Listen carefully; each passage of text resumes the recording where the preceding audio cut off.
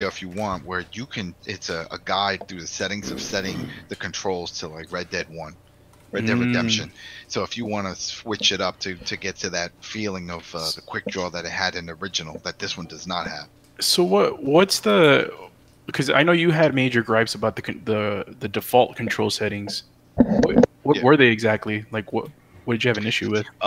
It was with the aiming, and when you're on the horse, when you're trying to aim, how it does a quick whiplash to face forward.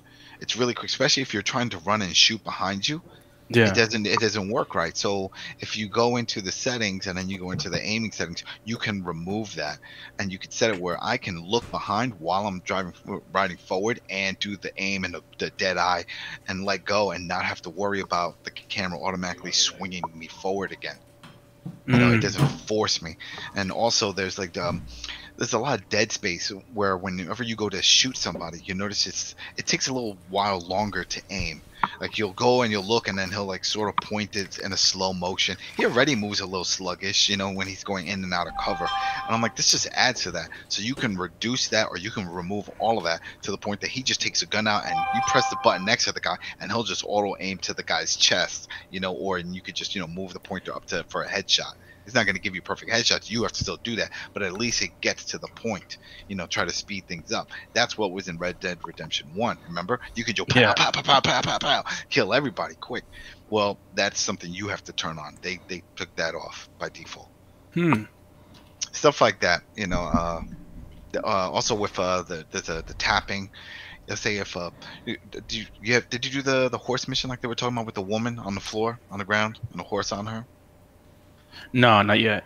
Well, anything that you have to constantly tap, like in a God of War, old day God of War. Remember, we always tap, X, X, X, X, X, X, all this stuff. You can turn that off just so you just hold down X, and it just fills up. So you don't have to do all of that. You know, that's another thing. Also, you can turn on auto run and off by just tapping the X button. So if you're gonna run, you just tap the X button and he just starts running. You know, things like that with the controls.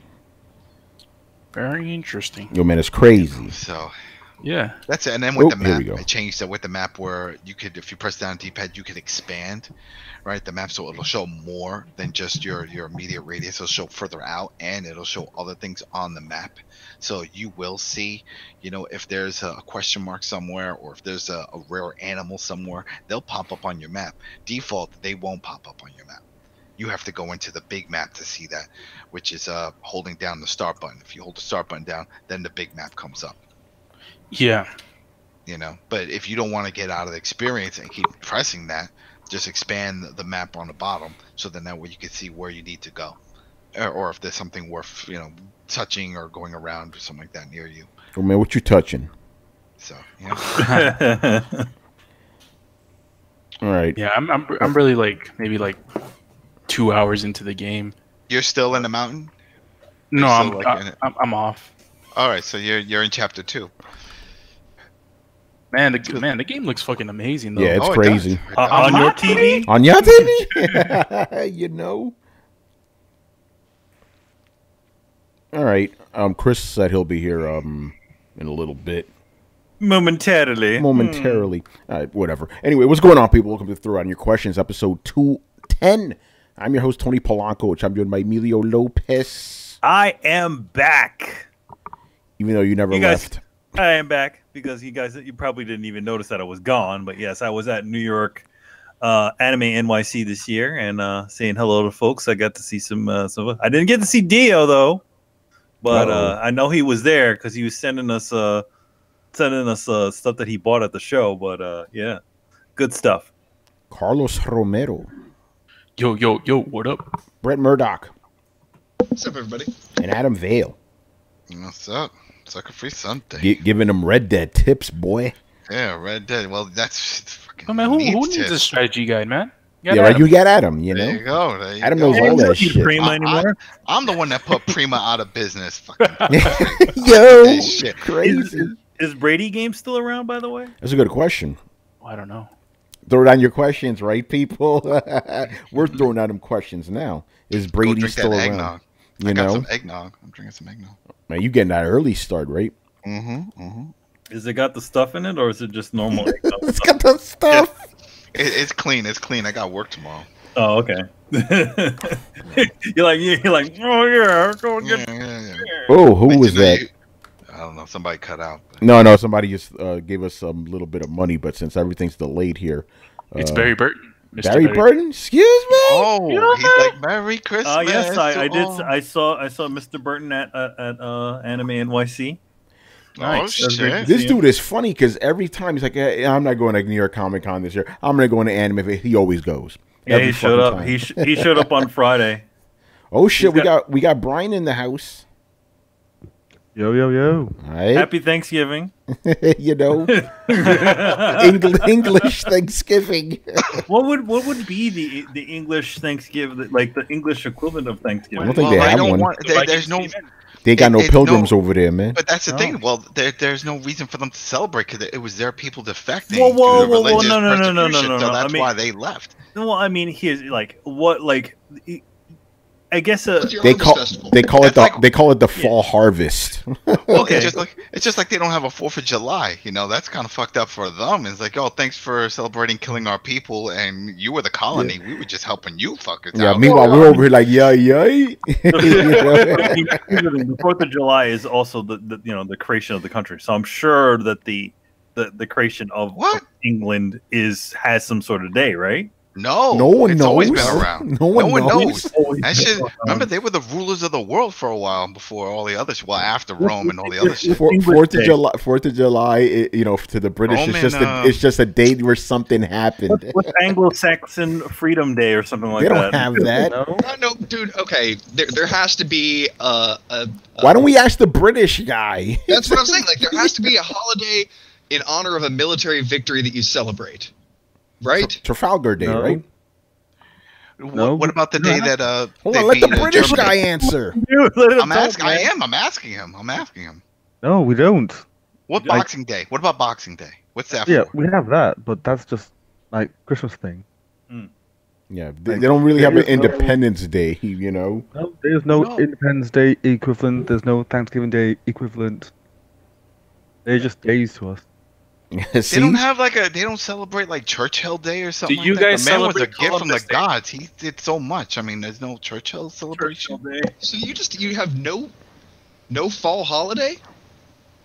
No, we literally it goes from Halloween to Christmas, and Halloween is not even a British holiday. Okay, Yeah. so but you celebrate like other holidays, like for example, Black Friday. I see a lot of Black Friday UK deals. That's a celebration. But that's not really a holiday. But that's considered a holiday now because it's been celebrated for years and years. It's the shopping day after Thanksgiving. Yeah, I remember when the British first started getting. I'm like, you guys get that shit too? Yeah, that's what I'm saying. It's like, and I see that, and that's basically just because it's right after Thanksgiving, which is our holiday. Yeah, so now you're celebrating an after effect of our holiday.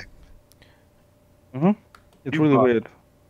We do have bonfire night where we celebrate the failed terrorist attack of Parliament. That's quite weird. Bonfire night. That sounds like a purge day, right? That sounds like when November or something. November the 5th of November. Oh. That's what's his name? Yeah. That's V for Vendetta. Vendetta and John Lennon and. Yeah, supposedly the guy, according to the real story from the Brits, they said he wasn't even there. That guy that did it. Fuck, I forgot his name. Yeah, Guy Fawkes. That he wasn't even there. That it was a chick that did it. That he had like a follower that did it. He had nothing to do with it. Brian, do you guys celebrate Martin Luther King Day? Of course they don't. No. I'm just curious. You never know. How about Those motherfuckers adapt every other U.S. holiday. It wouldn't be Martin Luther King. We gotta show some respect. He is coming from the motherland. So. Nah, man, the student has become the master now, man. We run this motherfucker. I suspect at some point Brian's going to have but think about it. All right, that's a series right there. We have a man in the high castle, but what if the colonies never broke off from the kingdom? Make it happen, Adam. Right, shit, I'm writing that script. That's going to be my New Year's resolution. I'm writing the script. Here's the thing. It would probably be something like the way it is with Canada. You know, like eventually Canada became its own thing. Yeah. But, you know, it stayed in India and South Africa. Yeah, I think that's what probably would have happened. It was just like Eventually, it would have just kind of like, yeah, it would have worn off eventually. You know, it would have worn off. Like, yeah, we want to be our own things. Like, yeah, go ahead, guys. Don't they still have Jamaica? I mean, it's still the kingdom. The kingdom represents. They still got Canada because Canada's still technically part. Is it? Like in some.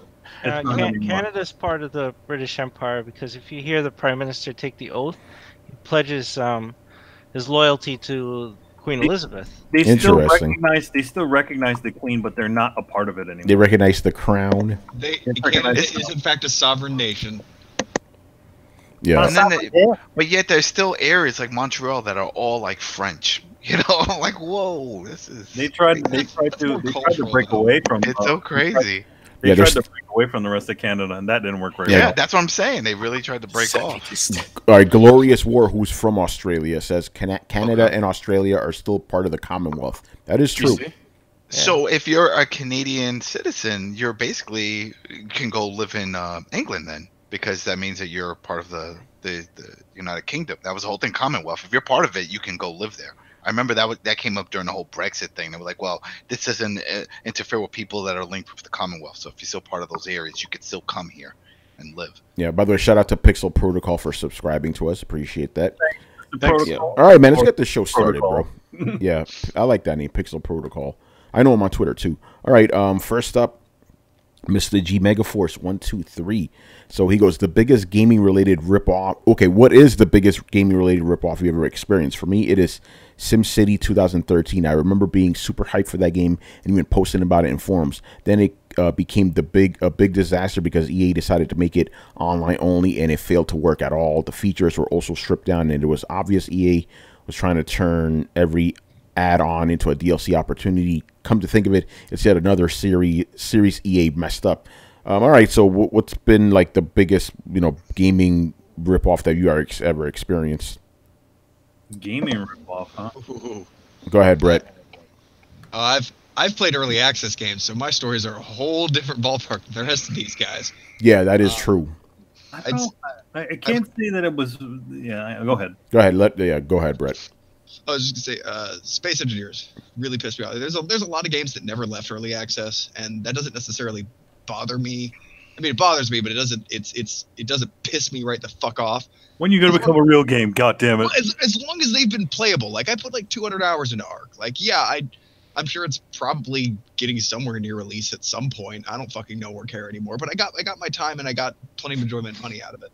Space Engineers, on the other hand, never fucking worked as intended, never included any of the stuff that it was supposed to upon launch. They never delivered any of their promises, and the game just went into straight purgatory. Those motherfuckers stole my money. Straight up. Damn. Gaming disappointment, like something that you bought, you're like, man, this is a fucking ripoff.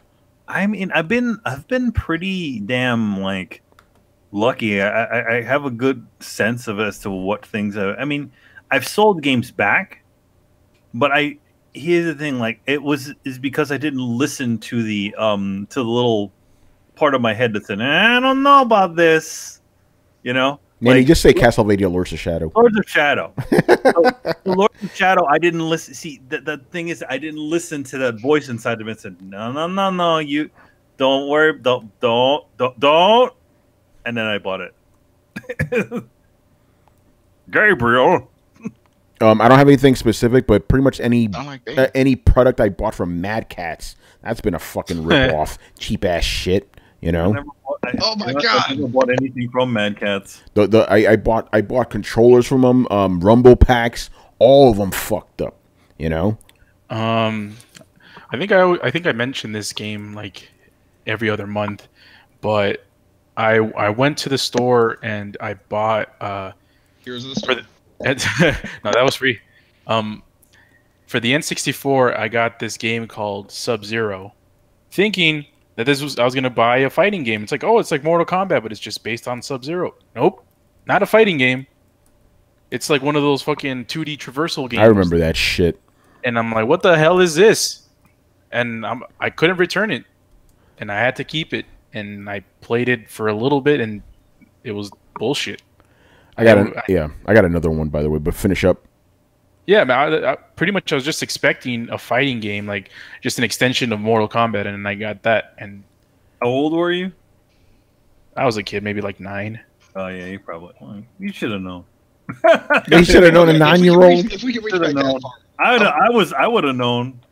Yo, Carlos, he's trying to say you was stupid when you was 9. Yeah. Yo, man. That's not fair. He's slapping you on the back of the head. Look at his hand. Hey, come on! Like, well, at least with me and Adam, we talk about that shit all the time. Like, man, this game was. Oh man, don't get that one. Yeah, but we had at that point we even had an unhealthy addiction to gaming. We had too much shit. We had all the consoles. We were, he said before, lugging it back and forth to each other's houses and shit. We were making on consoles portable when they weren't supposed to be. Yeah, I would lug my Super Nintendo all the way over to his place. Yeah, by the way, see, Glorious wore exactly those knockoff memory cards for PS2. Oh, yeah, I regret any of those Mad Catz purchases. But the thing is, they were so cheap. I'm like, yeah, it can't be that bad. Oh, I was a fucking idiot. Oh, my God. Mad Catz killed both of my Dreamcasts. Yeah. Yeah. What happened, Brett? Mad Catz controllers killed 2 of my Dreamcasts by shorting out the circuit board. Wow. Mad Catz sucks. I'm glad they're out of business. They fucking murdered that shit. I also Somebody bought them. Somebody bought them and brought it back. Idiots. Ugh. That was unnecessary. I also want to throw in there Zelda 2. Actually, you know what? I'm going to bring it back around since he said SimCity 2013. For me, it was SimCity, the Super Nintendo one. I thought it was a game where I get to control Bowser and I get to destroy cities. Nope. That was not the fucking case. I looked at the back like, a lot of people with that one. Yeah, they got me, son. So I'm like, this is a fucking ripoff, you know? Ugh. You know what's a ripoff, but a good one? I don't know if that's makes sense, but a good ripoff. It's a good ripoff. Mario 2. Mario 2. Okay, I see what you're saying. I see what you're saying. But it wasn't a waste of money. It wasn't a bad game. Yeah, no, like when I say ripoff, it's like you didn't get what you were expecting. Yeah. Or what? Because you were expecting a Mario game. That wasn't a Mario game. Yeah, that is true. Well, literally wasn't one. Yeah, but Mario could have moved in that direction. Like we didn't know. Like I honestly didn't know what to expect, right, when I played it. Yeah, it didn't seem like much of a stretch. It's like, oh, okay, in this one he picks up things. But there's literally a Mario 2 game that we didn't get. I mean, we got it eventually. Well, I mean, Lost Levels, like yeah. But I prefer the one we got. Right, that actually was a good thing. So I could. No, I know, but that's why I said it's a good ripoff because like we got ripped off because we didn't get what we were expecting. But Lost Levels would have been a ripoff. Carlos, I get what you're saying. I gotta agree. I don't think it's as much a ripoff as a fortuitous fake out. Yeah, right. Like Zelda 2. No, bad Tony, bad show host. It is not the same thing. By the way, I have a troll answer. The Xbox One. Oh shit! Hey, I'm just saying, man. I barely use the thing for gaming. I use it to watch fucking Netflix. I played my 32X more than Xbox. You know. Well, what did they say it was going to be about, Tony? TV. Ah, that is true. You know, maybe the next one will be actually about gaming. Oh, I'm sorry. Yeah. No, you're right about that. For what they actually advertise, TV. It is fantastic. Yeah, You're using it for its intended purposes. Yes. Although disappointing, it's not a ripoff. They didn't lie to you. Yeah, by the way, just for the record, in case anybody gets it twisted, I think Zelda 2 is shit. I'm just throwing that out there. Oh, man. But then again, I didn't like the first Zelda either. So there you go. I was like, what the fuck is this shit? You know? What else? Oh, Brian, gaming ripoffs. I don't know. I'm thinking. My first thought was The Order, and then I thought of Ground Zero, and that's as far as I got. And yeah, I don't remember you buying. Did you buy The Order? Yeah, I did eventually. Interesting. Like $7. Yeah, but you got it cheap. Yeah, so it's like even $7. It was a rip off. Yeah, he's making quite the statement. Damn. No, wait, Ground Zeroes or was it the other one? Probably Ground Zeroes, right? Because it was the thing that everybody called a demo. Yeah, that thing was a demo. I'm sorry. Like but come on. I mean, but it was a demo. It was. Charge for it. See, now that should be free with Lord of Shadow. Like, I still admit that should been the case because now I'm just fucked up there. Yeah. Then again, they fucked up.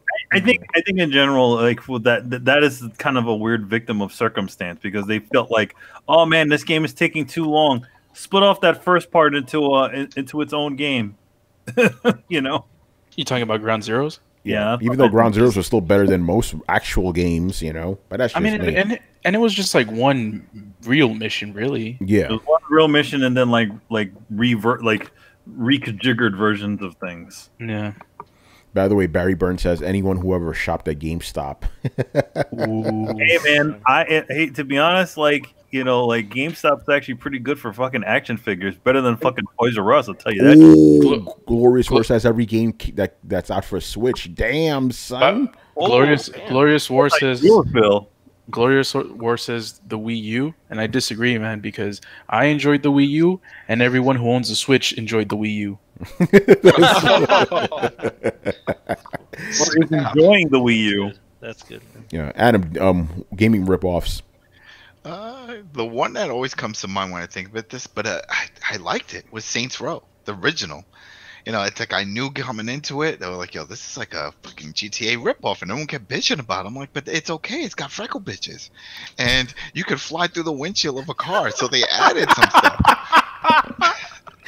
Freckle bitches. Do you remember that? No. When there's a food, it was a restaurant. It looked like Wendy's, and they showed a picture of a girl with all these freckles, and then when you go through the drive-thru, it said, "Welcome to Freckle Bitches."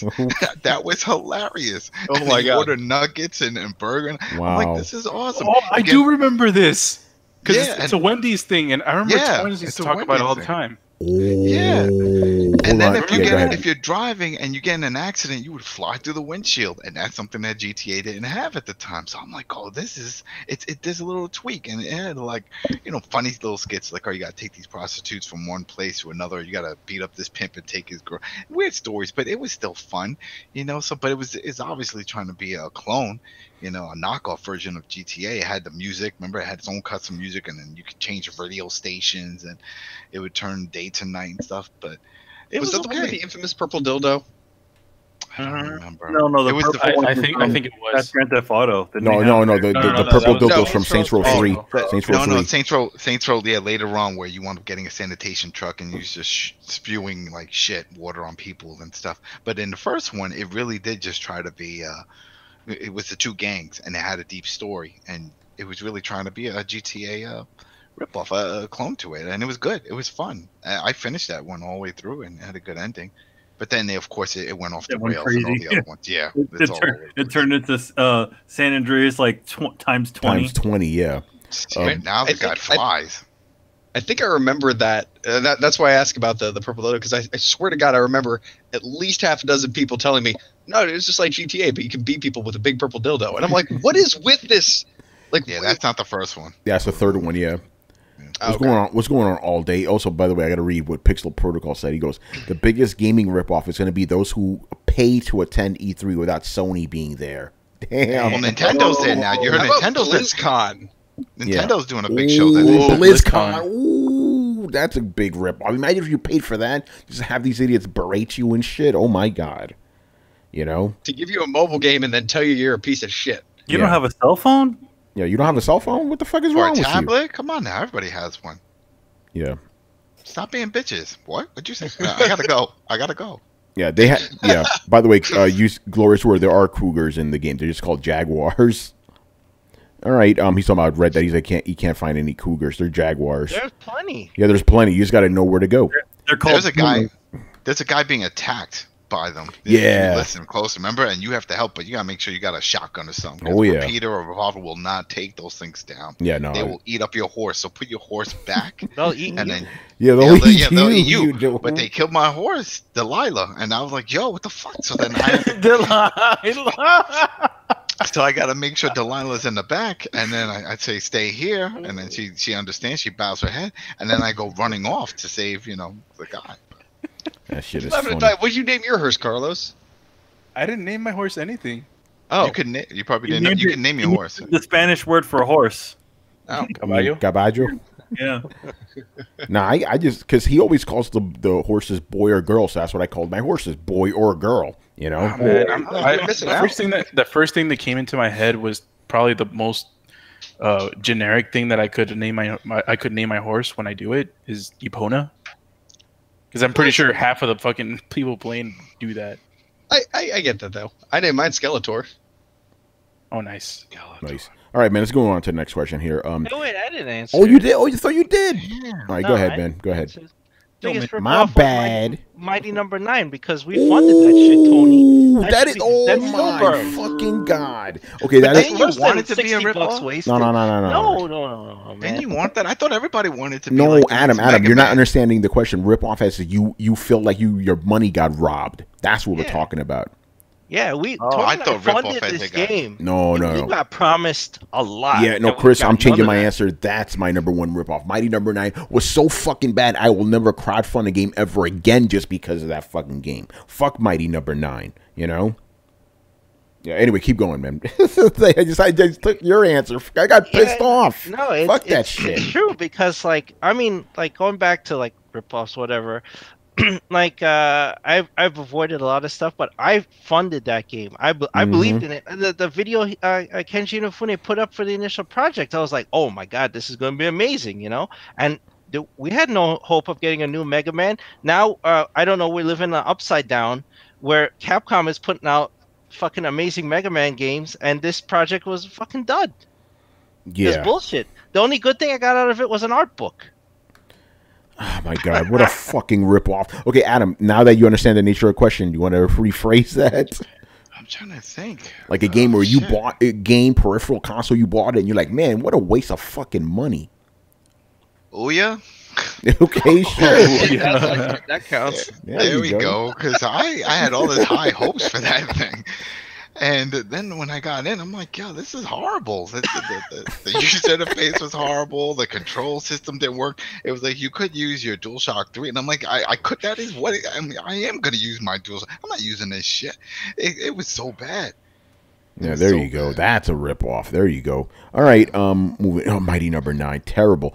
We do have a related question coming up though. All right, the next question here is the monopoly of EA in terms of sports licenses healthy for the sports genre? Sports Evolution Soccer was recently stripped of some of the biggest competitions, licenses, and most important leagues it had, which are now on FIFA's side of the field. And I reckon this is one of the various examples. People in general don't dare tackle this genre and make more IPs based on these sports because they wouldn't stand a chance in front of the juggernaut that is EA. What turn of events does it take for things to turn around and have more developers make sports games like in the past? Adam, this is yours, man. Yeah. All right. So first, they used to have it. FIFA used to have the Champions League. Then they lost it. It's all about bidding rights. That's all it comes down to. Bidding rights. Konami jumped in and were like, damn, we need to make an impact. They don't have FIFA rights of all the player names and teams, so they got the Champions League. Well, anyway, that contract came up, and then EA came back, and of course, EA's got all the damn Ultimate Team money to spend. And like, yo, we got money for days, we'll take it, and they just outbid them. That's what it comes down to. It's all about money, you know. And what is it? Is competition great? Yeah, it is, but again, it's all about money, and who else can come in that wants to get in those markets? Because then you need an engine, you need a dev team to work on it, you need to do all those things, and it takes a lot of work, and a lot of studios just don't have that. So until somebody else decides to come in, and yeah, remember 2K did it with the basketball, I mean with the football, 2K NFL, that was awesome, you know. But then now Madden it's king, and NFL don't really care, but we got the XFL coming. No one knows if that's going to be a hit. And I heard there's another football league coming. I'm sure those two will get gaming rights. And who knows? Maybe a new dev will come in with fresh eyes and a fresh idea and change things up. And nobody will give a shit about the Madden anymore. They'll be like, oh, you got that new XFL game?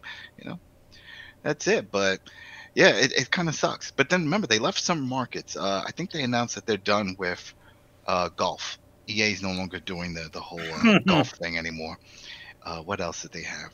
I think this is the last year for the UFC series, at least with that contract. But I don't know who else would jump in. But it is a fighting game, you know. And it's sad with that one because, all right, so EA had EA Sports MMA, right? One of the but by far one of the best fighting games, MMA games ever. Then THQ folds because remember THQ had the UFC the brand. So then EA announced, oh, we have it. They fire their team that made the EA Sports MMA, and they use the Fight Night team to make the new UFC game. And everyone's bitching, just like myself, bitch about the submission game that they have in it. The submission sucks in it, but they had the best controls for submission in the EA MMA game. And it's like, why did they fuck something up? I mean, it got rave reviews for a submission game, and then their new one comes out, and it just has all this shit for the grappling, and they keep using it. You know, so that's a conflict within themselves. It's like you had something good and you fucked it up. But where else do you go? So we won't know until somebody else comes in, or if someone bids to get the UFC license, and maybe they won't fight it and be like, yeah, whatever, we don't want it. Who knows? But yeah, it all comes down to money, you know. And if whoever wants to jump in, and most of the time, whenever you do see these big switch ups, is because a big publisher maybe talks to one of their dev teams, like what happened with the skate game and how that whole thing came about. And they're like, yo, we could make a skateboarding game. You sure? Yeah, we could do it. We could do it. All right, so then let's get into that. Let's compete in that market. Because that's the other thing. Even if you don't get the brand, if you're competing in a market, like whoever thought Tony Hawk would get knocked off? Nobody thought that. Like, yo, Tony Hawk's king. He's Tony Hawk games. Everybody loves Tony Hawk. Then Skate came out. I'm like, holy shit, Skate. This is the future right here. And it happened, and it killed Tony Hawk. It just killed him. You know, so it could happen, but they would have to come in from a ground level. You know, they would have to come in with no name and then maybe entice, you know, one of the bigger leagues to say, hey, look at us. We can create a better game than, you know, whatever EA spitting out every year. So, but then I think that's the other issue. Sports don't really change up every year. You know, it's very rare they see rules start changing every year. It's always just a roster, and sometimes you get an additional team here and there, like with the MLS always adding teams. But besides that, it's not much change up, and they're expected to spit out every year. I think if they went a subscription model, you know, and say, hey, you get this, you could go and get a new version every year, or you could just pay an extra $20-30. You get like the legacy, you know, because pretty much there's not much is happening. You know, they're always trying to add stuff, but it's always the same shit. They take stuff out later, they put it back in, they add it as new. It's a bait and switch. You know, a lot of games do it, especially the ones that come out yearly. So, What? like, Adam, why don't they just update the roster yearly as DLC? yeah, that's what I'm saying. They should do that if they did that. But so many times, too many people just go out and buy the new one. They're willing to pay 60 until the day that we start seeing that the FIFA, let's say 20 or 21 come out and they're not in the top 10. Then we're not going to see that, because they're like, why should we do that if everyone's always paying 60 for just a roster update and with little tweaks here and there? When they see that that slows down, they need that money, and they realize, wow, our audience isn't carrying over year by year. All right, how do we get their money? At least some of the money.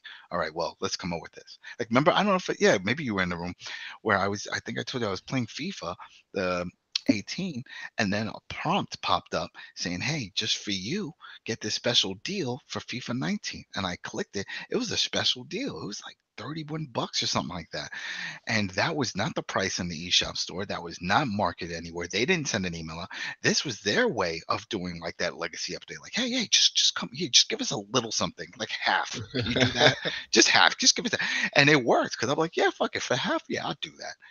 You know, I mean, that deal was cheaper than the fucking what they're offering on a Black Friday right now. You know, and the fact that they did that internally shows that I think it is happening. They are seeing a decline.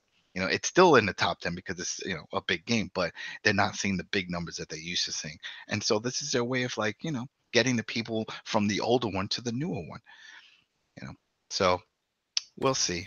But I hope that answers the question. It's all about money and bidding. So. All right, Make cool. money. Make money. All right, next up here we got Mr. Hashling and Slasher. This first one's interesting. I'm curious to see what's going to transpire. All right, he goes, what needs to happen so that the stigma of indie games being bad or worse because they cost less go away? Too many good games get written off by too many people because they think indie games like Celeste or Hollow Knight could possibly be compared to games like God of War or Assassin's Creed Odyssey. I actually had a conversation about this with some friends the other day. I'm going to pretty much just repeat what I said to them, but I'm going to get you guys in here first. Can you actually ever get rid of that quote-unquote stigma about indie games?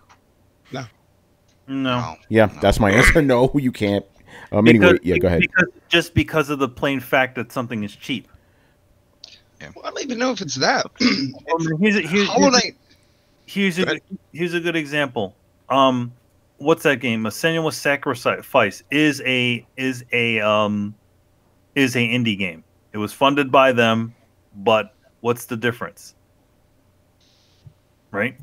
Well, I don't think. I think that game holds up, and I don't think that game reads as necessary. I think a lot of people forget that game is indie. Yeah, I think that's what it is, because everybody sees that these solutions that a lot of independent games have chosen, as far as style and budget, as something cheap, when you really should be seeing it as a game. You know what I mean? Well, the same goes for free to play. Everyone thinks free to play games are garbage. I'm like, no, that's not. Well, why is it free? They need money. It's just like, no, they spent a lot of money. They just have a different way of making it. Well, you can't pretend that they're the same thing, though. The reason Hollow Knight doesn't get treated like God of War is because Hollow Knight isn't God of War. Yeah, there are good things about Hollow Knight, but if you ask me if Hollow Knight is as good as God of War, like, not on all levels, no. Like, the art is good, but it's not like fucking amazing like God of War is. Like, even if I put them on a tally by tally thing, like, I might enjoy Hollow Knight as much as I enjoy God of War, but like, merit wise, is it as good? Like, no. God of War is a bigger experience in most senses of the word, and some people, they like those big experiences. They want their Uncharted, they want their Last of Us, they want their Gods of Wars and their Spider-Man. Like, there was a reason this last Spider-Man was like, it played awesome, but it looked so fucking good too. If you could get that exact product from an indie studio, I don't think anybody would care. But the straight truth of it is, Hollow Knight isn't Spider-Man, and it isn't God of War. It isn't those other things. It's a 2D cartoony platformer, which not everybody thinks is as awesome as God of War or Spider-Man. But here's the thing: it doesn't need to be. Not to you, but to some people it does. Why does every single game have to be judged the same? I don't like 2D platformers. You don't like 2D platformers? I don't like 2D platformers. So then you don't buy a 2D platformer. I don't, which means I don't buy a lot of indie games. Manny, you got to think about the public. What's the general public going to be drawn towards? A game like God of War or a game like Celeste? You know the answer. No, they're going to be attracted to the big shiny thing. You know what I mean? Yeah, and that's part of the reason why those games will never be seen. Why are we judging an independent game against a game that's you've spent billions of dollars on? Well, that's what he's asking. He's asking, why aren't those games comparable? Why don't people compare them? That's what he's asking. Well, because you're comparing two different things. But at the same time, they should also be the other sense. It should also be judged as a game. It's like, okay, it's a game. But why does Hollow Knight need to be on the level of a God of War? You know what I mean? Like, well, that's what he's asking. He's like, why can't it be? It can be if you do it by genre, but like, how many AAA studios do you know putting out 2D platformers? And like, let's be honest, what are 95% of indie games? Yeah, 2D platformers. And they do that because it's a cheap way to make a game. They don't have to have as many art sets. They usually go with they do make decisions based on the restrictions of their budget. That's fine. You can still come up with gold for that. You know what's even funnier? Those were AAA games. Yeah, back in the day. They're literally doing enough of them. They're literally doing AAA games from the past. Yeah, games that are dated 20 years. What about Cuphead? Cuphead's like a if you took one of those sorts of games and kind of like up the ante. But I wouldn't say it's dated. No, I would say Cuphead it does the hand-drawn animation thing really honestly helped with that, because it's something that's never been done before. Yeah, that's also very technically challenging. Like, imagine a game couldn't do that 20 years ago. Not really, you know. Do you think if Cuphead didn't have that, it would have done as well? What happened, Brett? Whoa, ask that again? I said if Cuphead didn't have hand-drawn animation, do you think it would have done as well? That's a good question. That's a damn like let's take Cuphead, the same exact gameplay, no difference, but it's 2D pixel art. Yeah, I don't think the appeal would have been there. Yeah, I don't think so.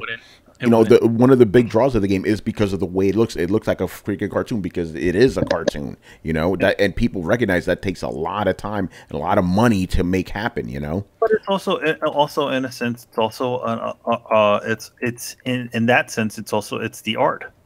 That's what's helped, what's getting it across. You know? Yeah, no, exactly. Like, basically, if a game looks cheap, right, for lack of a better word, people are not going to be drawn to it as for something that looks like they put money into it. That's just human nature.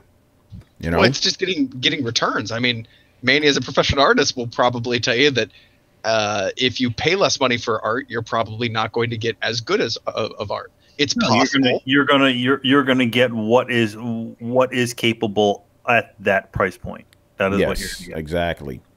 And obviously, obviously a independent game doesn't have the sort of money. But one thing about doing those sorts of 2D art games, they don't need a lot to look decent. There are quite a bit of them that look quite nice. You know, you talk about games like Shank, which was a very nice looking game. You talk about games like games made by that studio, or Guacamelee. It doesn't take an insane amount to make a decent looking game, as opposed to a game like a AAA game where you need to put all of your guys on it to at least make it look close to decent.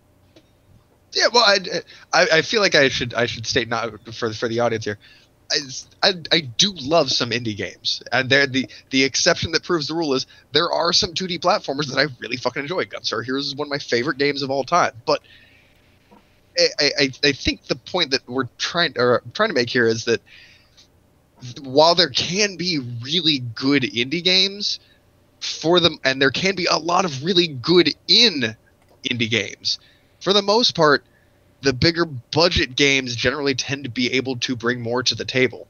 So people kind of take it and give it the grain of salt and be like, well, it's not really fair to compare them. That's like not having weight classes in boxing. Yeah, I was to say the other thing about it is it's like comparing an independent film to a big budget, Marvel film or something like that, or like that. Yeah, exactly. For all the same reasons.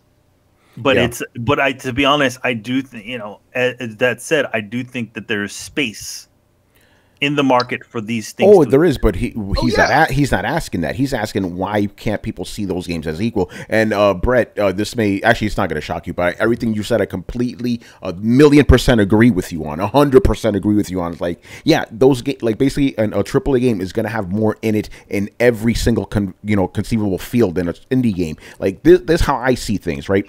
An indie game is like a bag of Doritos. Doritos are fucking great. I love Doritos, but the bag of Doritos is not going to satisfy me as steak and potatoes is. It's like, yeah, snacks are good if you're kind of hungry, but if you want a big meal, you want fucking chicken and rice and shit. Like, you want a AAA game. That's the shit that really satisfies me. Let me finish. So that's how I see it. It's like, okay, indie games have their spot. They serve a purpose. They're what you play in between the meals, but they're not an actual meal. For me, I understand some people, hey, they maybe prefer Doritos over steak and potatoes. That's cool. But for me, just speaking about me right now, I need those big fucking meal games. That's the shit that ultimately satisfies me. To be honest, though, the thing is, the one freedom that an independent game has over a AAA game is they can experiment. Yes, and I'm glad you bring that up. And that's the other thing. When it comes to AAA games, I know exactly what I'm going to get because they don't really experiment too much.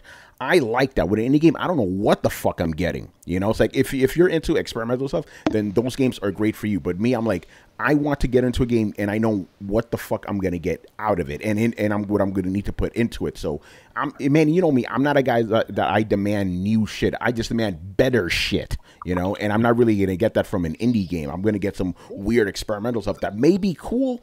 I'm not looking for that. I want that safe experience that I've always experienced. And that's why why do you think I like action adventure games? Because they give me the same shit, And to be honest, some independent games have, sort of inspired the bigger game. I mean, there's quite a bit of things that are from independent games that have managed to find their way into big games because they've kind of proven, oh, hey, this thing works. Yeah. In aspects, though, the thing about indie games is they generally, when indie games really knock it out of the park, they do one or two, sometimes a few things exceptionally well, but it's not everything. Like, they could have really striking visuals, but you can't tell me they're the same kind of striking visuals that they'd have if they had twice the budget.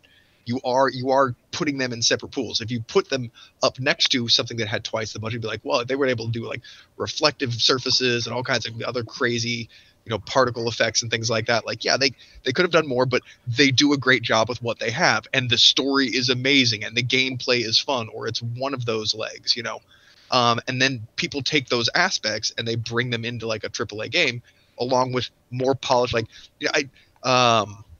I've played plenty of amazing RPGs with great narratives and awesome storytelling that weren't fully voiced, and you could make the argument like, oh well, they're still a really fun game. Yeah, they are.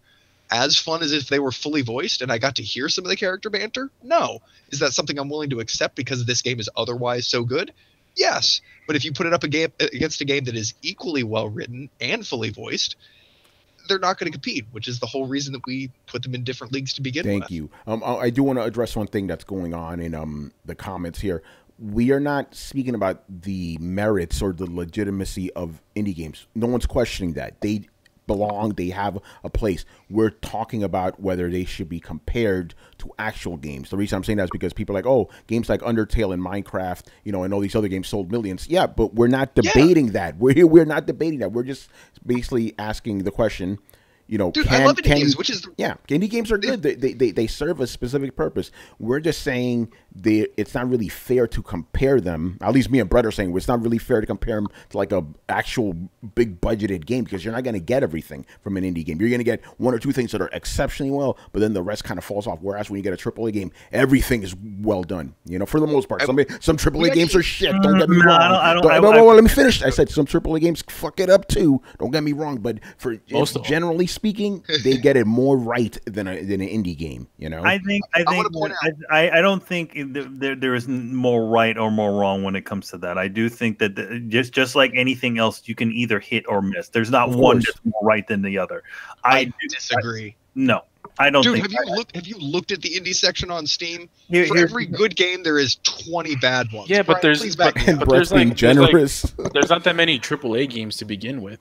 Oh, I'm saying strictly because it takes longer to make those games. Yeah, the percentage of success is higher. Yeah.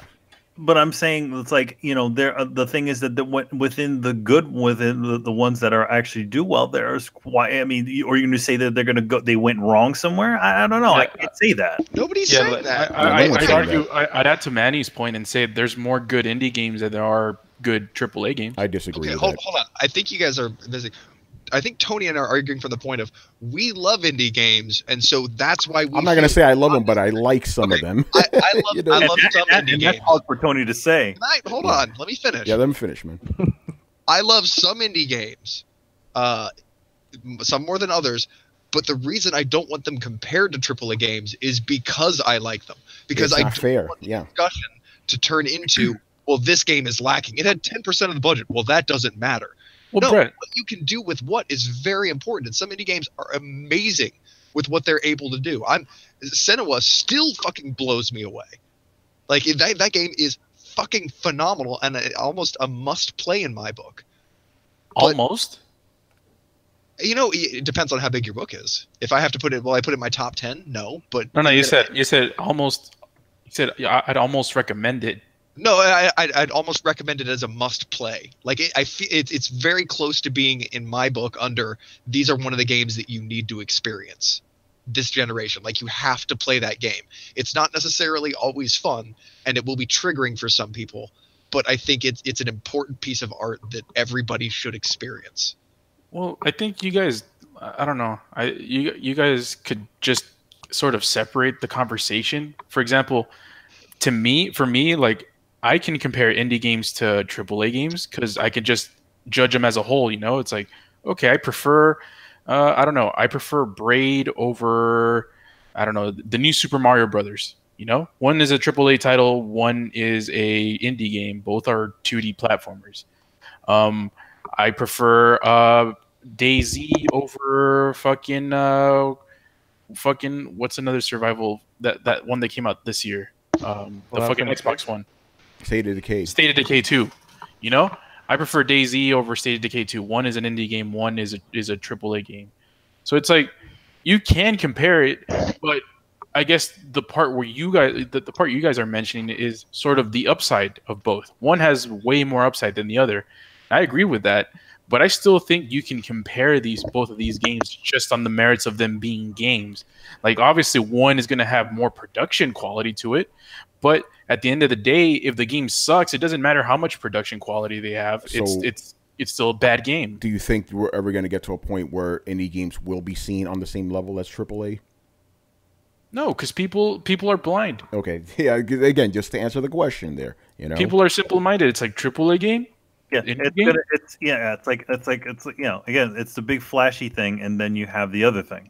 Oh, yeah, nobody's. It's like saying you're gonna see. It's like saying you're gonna again, like when we talk about an independent movie, it's like you're not gonna, yes, Shape of Water and Avengers are playing in the same theater. Shape of Water is an independent film, pretty much. You can't really compare that. Yeah, that's why I'm like. That's why I don't think it's kind of fair to compare those games, like, because the indie game's going to lose 9 out of 10 times. To just be honest, But then again, and then there's the anomalies. There is Senua's Sacrifice. There are quite a bit of other games that are also look very good for what they are. You know what I mean? Yeah, but Senua's Sacrifice is missing like content compared to other games too. It looks great. Is it content? Yeah, it is. It's a very straightforward game. Yes. What content are you missing? There's no collectibles of any kind. There's no real NPCs to interact with. Who says that there needs to be collectibles? No, but that's the point. People look for that stuff. These are things that are written in stone. I mean, like if people buy a game, they look for certain things. Like Senua's missing a lot of them. No, Tony. Even aside from that, if you put a checklist up of all the things that it includes and all the things that it doesn't include, a AAA title will check many more boxes than Senua. Hey Brett. Let me just end this shit right now. Let me drop the mic. You ain't dropping shit. Let's do this. That's my job, Carlos. Sorry, Brian. Stands here. Brett, yo, what's a better movie, and which one, like, hands down, which is a better movie, Avengers: Age of Ultron or Deadpool? Which do I enjoy better, or which is categorically better? Which is a better movie in your eyes? I like Deadpool better. Right. One is a $250 million budgeted movie, and the other one's a $58 million. I like how Carlos didn't ask me the question. Because he knows what my answer would be. Yeah, you would have been Turtle. Ultron, hands down, because it has more shit in it that I like. Tony, what do you prefer? What's it called? Fucking Transformers: Age of Distinction. Or Chinese food. Age of Extinction. No. Or compare Logan. a good fucking movie, please, because there are some AAA games that are shit. You got to compare a good fucking movie. But please. those are both AAA movies. Yeah. Is the problem? No, yeah, but the Transformers movies are trash. The Last Dragon. $58 million is not a big budget movie. No, that movie is literally made. But Carlos, here you go. Here's one for you. Which movie's gonna have? Because you got to do it in movie style. Which movie's gonna have better effects? A Michael Bay Transformers movie or some $5 million movie? I'm not saying the more you spend on something, the better it is. But the reason I answer the question that way is like, okay, if I spread out everything about both movies, which movie had a better soundtrack, which movie had better effects, which movie had a better storyline, which movie was better written, which movie was better shot. Like, actually, they average out to be about the same. And I don't care what they paid for the soundtrack. Soundtrack for both Deadpool movies beats the pants off of any Avengers movie. Soundtrack of Guardians of the Galaxy movie beats the pants off of any Avengers movie.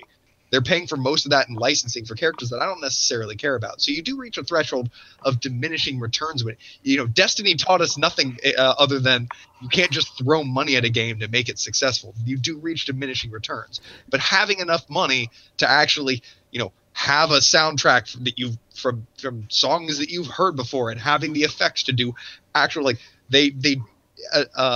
movie that had even less budget wouldn't have had the ability to do any of the trick shots or the effects in Deadpool, and that would have dropped the merit of that movie, in my opinion. So yeah, it's not the more that you spend on something, the better it is, but you do have to have there's a threshold, to do the things that you want to do professionally and as much as you want to do them. When you start having to make concessions, by that logic, Senua's Sacrifice did the things that it was what it did within its means. Exactly, but here's the funny thing. It's not if it's not missing anything. Everything that needed to be there is there.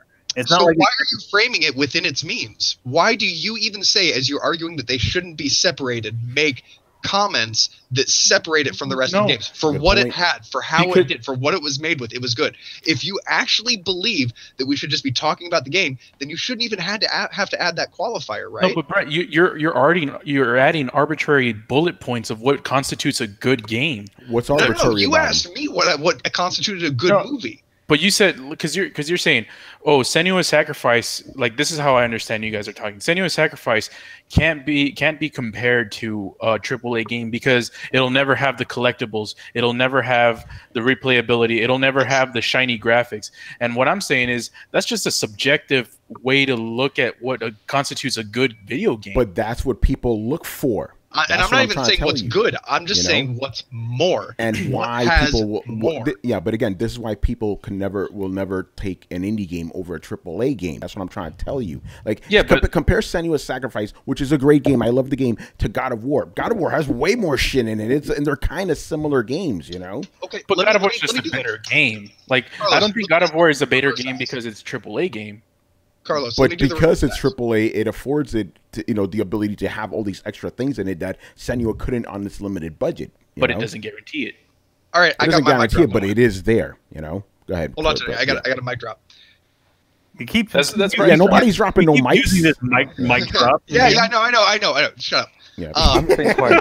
No. I'll drop my mic. Carlos. Yo. Why, when you talk about Senua, do you use terms like for the budget that it had, or for what it was, or for an indie game? Why do you even bother to say that? I never even mentioned that. Both of you guys did. No, I didn't. No, they never was did. It just Manny? Yeah, they did. I didn't. You guys said, "Oh, for what it does." Actually, Manny, you said for what it does. Yeah, Manny did. Okay, well then I should be directing this question at Manny. I'm sorry, Manny. The mic has not been dropped, ladies and gentlemen. Well, pick that shit up back up. Mic drop. Okay, so Manny, why do you put the qualifier on it? Why do I put the qualifier in there? Oh, because I put the qualifier for clarity, actually. In what sense? Okay, like in other words, if this was established, this was the direction that they were going to go. This is the budget they needed to do it with. That's what I mean. It's like how do we? It's like when we use the term of Deadpool. It's like, okay, Deadpool. What did we need to make this Deadpool film? That is the budget that we've used. That's what I'm. But you don't talk about that kind of stuff when we talk about Deadpool. We don't say for only having a $58 million budget it was a good movie. You just talk about it as a movie. No, I would say that. Most people don't most people don't know how much money Deadpool costs. Well, to be honest, I looked at the numbers. I'm like, this is the same fucking budget as Blade. Well, yeah, but again, most people didn't look at the numbers, and most people just say, I like Deadpool.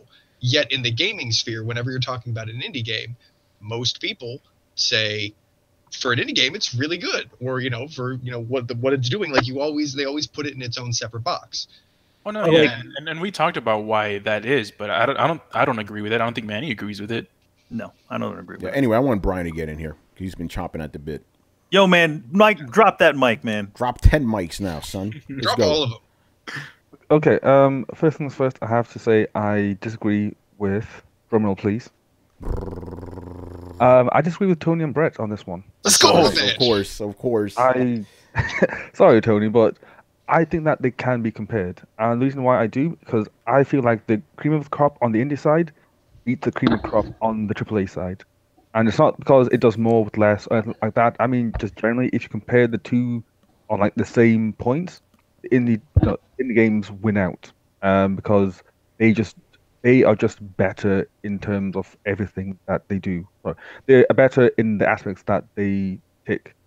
So first things first, I need to address the whole Your Sacrifice and quote unquote no lack of content. I don't consider collectibles to be content unless they somehow affect the game to some degree. And by that I mean you get some sort of cheat code when you get them all, or you get some sort of modifier when you get them all.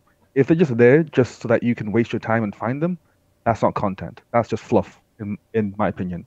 And I played enough games, got enough trophies where it's like, hey, collectibles are just fluff now these days. They're not actually anything. The last game that I played that had collectibles that meant something was God of War 3. Everything else was just like, hey, it's just fluff collectibles. They're there to waste your time, and that's it. And Tony, I know you've done enough trophies that you feel the exact same way. Most collectibles Not are exactly. I just still, I don't disagree that they are kind of just there at pad time, but at the same time, I like collectibles. I'd rather a game have collectibles and not have them. By the way, Brian, I know you're still talking, but I completely disagree with the assertion that the best indie games are better than the best indie games. That is not. I do completely disagree with that. Name me a better RPG this generation that's AAA than Divinity Original Sin. So in terms of game, Dragon Quest 11. I didn't even have to think about it. I guarantee you it's better. Okay. That would be Brian, I'm gonna play that game. Okay. You don't want Divinity Original Sin fully voiced then? I don't mind. Well, no, I'm not asking how if you much don't better mind. would You it say be you don't if want it. Yeah, You don't want it to have any more voiceover than it already does because any more would make it worse. I never said that. Okay, so more voiceover might actually make it better, or at least indifferent to you and better to some people. Indifferent mostly. Okay. That shit was better than fucking Mass Effect Andromeda. No, I'm not saying. No, I actually agree with him. That is one of my favorite RPGs.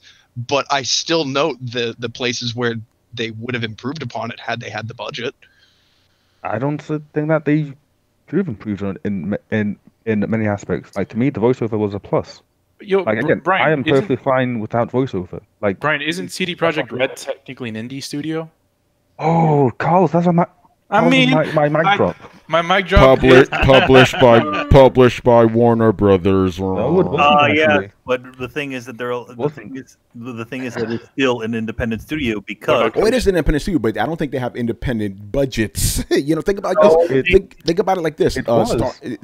Star Wars after the first Star Wars movie blew up. All those movies, Empire Strikes Back, Return of the Jedi, even the prequels, they were all independent movies. Technically, George Lucas funded them out of his pocket, but they were still independent. But they had the budget for it. You look at fucking Witcher 3; they had money. You could tell they had money. Yeah, but a blockbuster did not exist before Star Wars.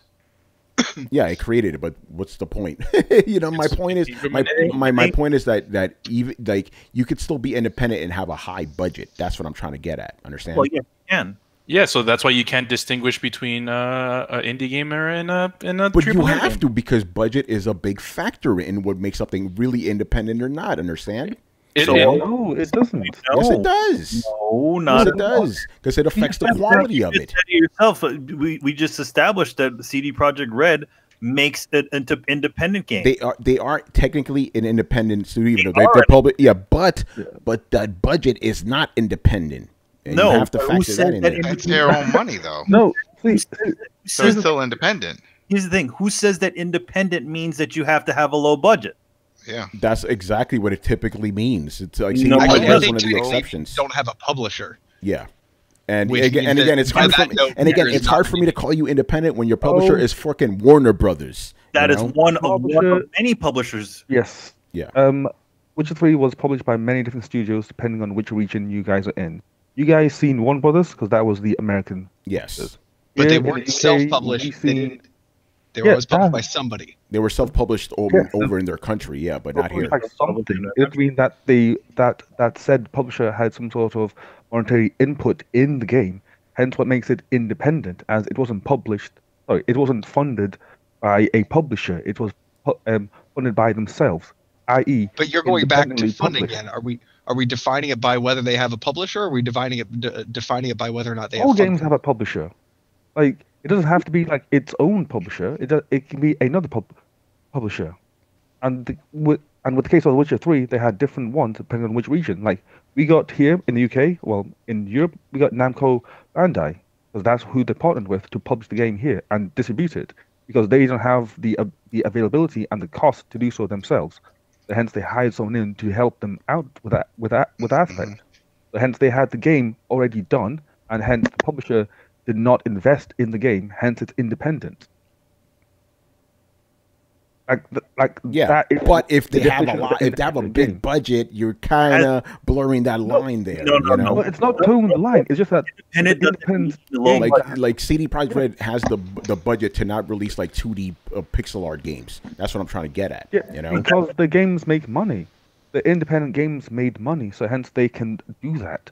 Yeah. Independent doesn't mean that it's low budget. It just means that it's not. I think we can say funded by a publisher. indie CD Projekt Red is an outlier. Most indie games do not have a budget on that level. They're an outlier. You know, Yeah, Have most you seen AAA Public games are Price? like- No, Tony, I Wait, think wait, Brian's yeah. right. If it's created without the financial support of a publisher, then I think it would be considered independent. Have you no, guys? I'm not questioning the independentness. I'm saying when you have that kind of budget, your game isn't really that No, indie but anymore. that's the thing. You know, No, but that's the thing. The definition for independent has nothing to do with how much budget you have. The definition for an indie game is whether or not you have. Oh yeah, no, outside- but again, and there's two things going on with indie games. Like there's the actual technical, like textbook definition of an independent game. Then there's also, the aesthetics of an indie game. We also got to talk But about I think, that. but you know? I think you're down. I think you're arguing semantics to the point of splitting hairs right now, because the whole conversation started Semantics is splitting hairs. It's the same thing. That's See, what you're that doing it didn't say again. that. I Yeah. totally didn't set you up for that at all. So here's the thing. I think we should be talking in generalities here, because we're talking. This whole discussion was born out of a question of generalities, and most of the time we're talking about the whole of indie games versus the whole of AAA games. So I realize that there can be exceptions on both sides of the rule, but maybe I'm being an asshole here. Can we bring the conversation back to more generalities of not like whether or not Witcher is an independent game? Because yes, it is a fantastic game, but as indie games as a whole, It's an outlier. Let's just be honest. yeah, do Yeah. indie games as a whole I- represent the same quality as AAA games? And I say they do not. The same I quality, would- but what's I quality? would disagree on that one because of Destiny 2. Destiny 2 is one of the biggest AAA games on the planet, and in terms of quality, it's one of the worst. I disagree. I agree. It's a functional game and it works really lacks, really well. It lacks aspects. It lacks. Here's the thing, and I'm glad you bring that up, because even when I was playing Destiny 1, even though I was like, man, I wish this had a bigger story, I was just like, man, I could appreciate like the money that was obviously thrown into it. The graphics were fucking tight. The gameplay was obviously tight. Like you could tell they threw a lot of money in there, and I appreciate it on that level. If you take a Destiny-like game and diminish that budget by half, I don't think it's going to be as enjoyable. Even though Destiny definitely had its problems, I'm not excusing them. I definitely, like, you could tell they put a lot of money into it, and I definitely appreciated you can't that. judge an indie game by its merits and a AAA game by what it lacks. That's not comparing apples to apples. If they cut Destiny's budget into half, it'd probably be more enjoyable because they wouldn't have to do that fucking seasonal shit, and they wouldn't fucking pay that much money to Peter fucking Dinklage, man. Fuck this shit. I'm done with fucking Destiny and all that bullshit. Oh god, don't get me wrong. Nobody's arguing. It's a good game. It's an awful game. It's not awful. It's just they're missing the fucking story, man. They're missing an entire component. Like, yeah, they're missing the most important bit. No. The sound, the musical Like, scores, the seriously, soundtrack, the literally, visuals, the voice yeah. acting. There's a lot on it that is Yeah. on par, Graphics, but not the controls are important fucking stuff. amazing. Nah, Like, the graphics- that has the best first person shooting this generation. I fucking said it. But then again, who made it? Bungie. They're like the kings of that shit. Like the Man, gameplay all the wise- maps look the same, man. Yeah. They do, You but know? you can't criticize poor level design or lack of story. Exactly, that's part of the quality. That's part of the quality. It is part of the quality, but then you can't hold up an indie game, not The Witcher, an indie game like Senua, right? Like Senua delivers really well on a few things. It does not deliver well on length or content or extras or anything other than the bare bone experience it needs to make it run. And while that is awesome, if you compare it to a game that has an amazing score and it has lots of cool cinematics, like there could have been more added to that game. You can't tell me it wasn't bare bones, as enjoyable as it was. And I'm not saying the game is bad. I just said it was one of the must plays of my generation, but it was bare bones. Yeah. But you're What were you expecting more from it? No, he's not saying it was 6 hours long. Yeah. Yeah, and how much was it? the order wasn't Exactly. Why do you have to bring up that qualifier? The order Yeah. was like If it was the 2 same hours, thing, and that you shit wouldn't was say that shit was that. a AAA game. I think That- Go I ahead, think Chris. this whole conversation proves that the stigma is not going away. It ain't going nowhere. Oh no, yeah, we all agreed agree about on that. That stigma ain't going no Yeah. fucking where. You know. Go Yeah, ahead, Chris. Go it's ahead. not. I mean, I just finished Red Dead 2, man. That experience was amazing. Yo, man, Like, that's I- an independent Yeah, studio too. Celeste ain't touching that shit. You know? Yeah, Fuck well, outta that's what I'm here. saying. Like that experience Neither- was neither is just fucking Destiny. amazing, and I've played indie games, and I never gotten that kind of experience out of indie game. And no indie game will give you that type of No, experience I either. give it That's a chance. that's a specific experience. It's like, yeah, like obviously Red Dead Redemption is going to give you an experience you've never had, but also Inside's going to give me an experience that no other game's ever given me. Well, not, but Inside can't give you like that theatrical level of stuff. If Inside could tell a story, like, and it doesn't have to be a western or anything. Like, if it could give you a cinematic storytelling and make you participate, like Red Dead, you're participating in a western movie, right? You're in a story, right? And you know, it's the same with it. It's a level of immersion, but that like those levels of immersion can only be built by a huge teams of people, right? Which require budget, which was what Tony was saying. Like it's impossible. Like if 8 people could do that, it would take like 20 years to make the game or 30 Yeah. years, right? You know, you'd never see it. Like it would be in production hell forever. Like you need like 200, 500 people. You know, once the scope starts getting there. So the part of the question was how do you level that playing field? Unless publishers are just going to become philanthropists and start going, hey, Celeste guys, here's $50 million and we're going to give you a $10 million, but go run with it. And 200 extra guys. Yeah, Yeah, exactly. level the playing field, right? That you could elevate those experiences. Right? Video game communism. I don't think we need that. That's the only way it would happen. Otherwise, it's just not going to happen. Unless somehow they were able to raise as much money as CD Projekt Red Yeah. did. Well, Yeah, actually, I mean, you got crowdfunding, man. Yeah. Shit. Oh, let's. I'm gonna sneak this in there right now, gonna- son. I'm sneaking this motherfucker in there right now. From GZDR, he goes, "Do the panelists think that a game like Star Citizen can compete with Halo, Mass Effect, and Destiny as a space shooter? If yes, remember the game is independent. Also, if the game is actually real, because I think it's a con job at this point. But Well, Oh, yeah, man. I mean, Yeah, we should answer that first question like later on. yeah, right. Yeah, let's wait for that. Generation. Yeah, let's wait for the game to actually Later be on in real. what, the decade, the century? When is Yeah. this coming out? That shit ain't After coming Winds of out. Winter comes out. and honestly, like, how much money has Star Citizen made? Dude, it's nothing. already Made the small budget of a nation, man. Right, You know? exactly. Like, so it's on the level of like a AAA budget for an independent game. Which, by the way, it's vaporware. I think that was that game does con fucking job exist. industry. Yeah. It is a con job. Man. My thing is like if those guys release the game, they'd be stupid because they make more money not releasing the game. You know? Yeah. That's a fucking fact. Oh, they've realized this. Exactly. I'm telling you, they're just milking everybody. Anyway, They're selling yeah. you $1,000 imaginary spaceships for a game that doesn't exist. Okay, Glorious War, you're trolling right now. Hollow Knight Greater, Red Dead Redemption 2, get out of here with that bullshit. Hollow Knight gives you an experience. Not on that No, level of look, Red Dead, though. You know. Here's the thing, like you can, and this is where I get a little bit mixed up. Like you can enjoy an experience, but that doesn't mean it's objectively better. Brett, Yeah, Brett, like I said, hey, you hold on. Let me drop the mic. Hey, All let me right. drop it. Oh, Somebody it's a mic mics drop. today. All right, You're the one that enjoys Sea of Thieves more than likes fucking Horizon Zero Dawn. yeah, but did I ever say it was a better game? Yeah, you did. No, he didn't actually. You did shitted not on say Horizon that. Zero No, Dawn. but he never Yeah, no. said Sea of Thieves is better. He never said that. Yeah, the same I way got your I back, said. Brett. I've said multiple times. I'm not a Tony, fan of whose The side are you Witcher, on? but it's an amazing game. It's not my thing, but like I recognize that I like bad things sometimes. As Tony said, it's the whole Doritos thing. Like this isn't good food. Doritos aren't good food. I still enjoy them, but I'm not. If you're like, which is better, objectively speaking, a Dorito or a steak, I'm not going to get hung up in the minutia of the beginnings of philosophy. Yo, man, like, Cool "Whoa, Ranch, what is motherfucker." subjectivity here? What's a better objectively? What's a better game? Fucking Zelda Breath of the Wild or Horizon Zero Dawn? Ooh. But that's AAA versus AAA, though, son. Probably Yeah, right, that's Horizon true. Zero Dawn. Ooh. We didn't fucking 2 years for this shit. We got That's a mic We drop. got him. That's a mic drop. Show's Dude, over, I people. dropped Come the- back next Sunday, man. Throw Dude, that I love over. Breath of the Wild.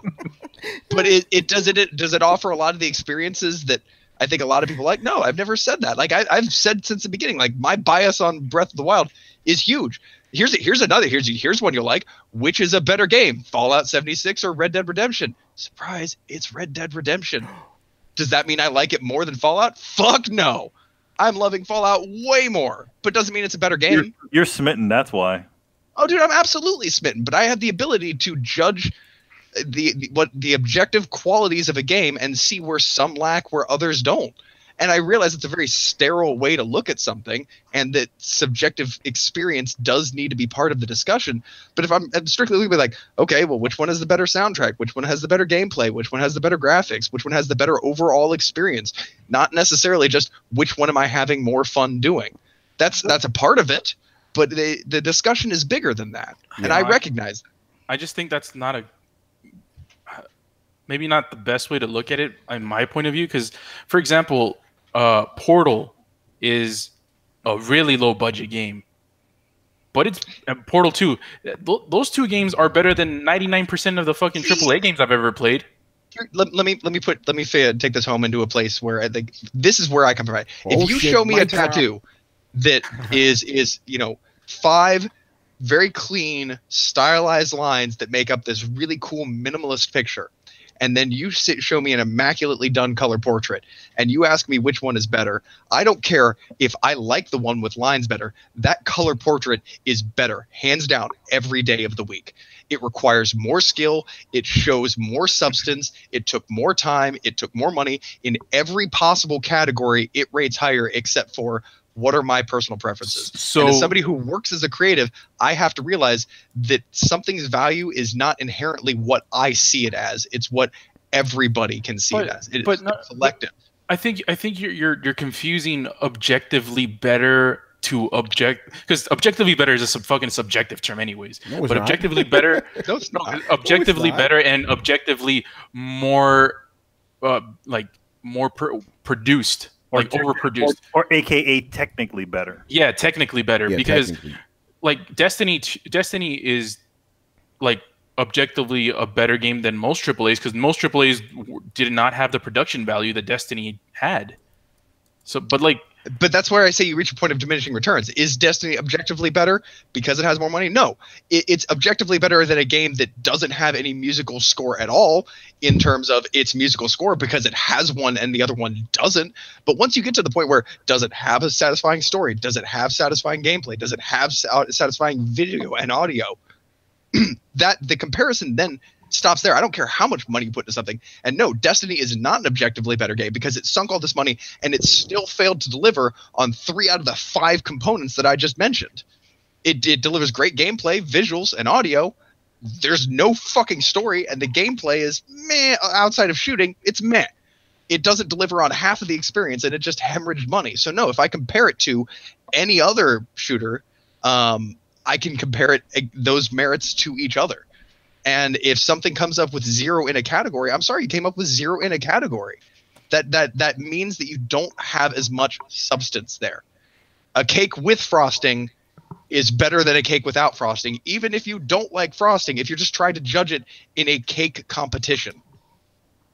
That's a good analogy. if you go on Forged in Fire and bring out the most beautiful fucking blade, but it snaps the second you try and fucking use it, it is objectively a worse blade. I don't care if your only concern is about aesthetics. That doesn't change the fact that it can't stand up to all the things that it could otherwise do. But you're a fan of weapon fragility. Only in my video games, not really. Yeah. Anyway, I'm going to move on, man. Boy. Yeah. I have like one thing to say to Brett. Okay, is it a mic drop? Yeah, who's dropping that mic and how many? In fact, it's 2 things. First of all, I disagree with comparing generally AAA and indie games, because with the low bar to entry of indie games, you get more crap. So hence, generally speaking, indie games are worse quality than AAA games, simply because of the thousands of other indie games that aren't that good. Hence, I feel that's unfair, and that's why I said the cream of the crop of indie and the cream of the crop of AAA. Because I feel that statement better representation of what's possible. And also, here's a question for you: have you seen a game called Project Cars, and have you seen a game called Drive Club? I've seen Drive Club. Have you seen Project Cars? I don't but it's Cars. Project Cars. Oh yeah, Project Cars is not a good game. I'm not talking to you, Tony. Yeah, I'm just jumping in. I'm just saying, you know. I Actually, love both. Drive Club. Yeah, go ahead. Hey, Brett, answer the question. Even though both of those I've games are not shit. seen Project Cars. No. Okay, Project Cars is an independently made game. In fact, it was crowdfunded, and most people believe that Project Cars is better off the two, simply because it offers more in most aspects. And it's better the than only- Mario Kart. God damn, Carlos, wait. The places where people think that Drive Club excels at is in the graphics and with system, which again comes from the fact that it has a high budget. But when you look at stuff like tracks, gameplay, customization, people generally believe that Project Cars is a better, and also it ran better as well, as it ran up to 60 frames per second on PS4 at 1080p, whereas Drive Club was 30. Okay, So so it sounds like that- both they're lacking in different departments. But I feel like Project Cars was the better of the two, as it ticked off a lot more, irrelevant of the budget. And this is what I mean by you have to look at the cream of the crop in order to compare the two, because looking at everything, again, indie games just has a lot of crap because it has such a low bar to entry. It has Mighty 2 number 9. That's already pulls it down by 4 or 5 pegs, you know. So hence why I feel it's unfair to do that. Well, And I that's think all I want to say. I think you hit the nail on the head real quick before we move on. Like, as a whole, you make the qualifier, and I don't think any of us are saying like a racing game that's as good as another. Like, Project Cars should be, if it is that good, like it should be viewed in the same realm. Like when you get to the point where the difference is kind of indistinguishable, then people kind of relegate the whole conversation of it's an indie game to a side note. They're like, oh, it's a really good racing game. Did you know it's an indie game? Wow, I find that hard to believe. That gives it brownie points. But I think when we're speaking in general, like, yeah, the low bar to entry makes the market flooded with more shit indie games, so that when you see a good one, you're like, oh man, this is a really good indie game. And like, I think that's where the distinction probably comes from. Yeah, but I don't think that's quote unquote stigma. Just to go back to the question, it's never going to go, because people are going to go, even the best indie game, people are going to go, that's good for an indie game. That's always going to be there. That's always going to be there. Nobody says that with The Witcher. Yeah, nobody says that. No, Yeah, because I the just shit agree with don't that look point. like a fucking indie game. That's Exactly. why. Like when an indie game no longer looks and feels like an indie game, people stop referring to it as an indie game. Then we'll get rid of that stigma. There you go.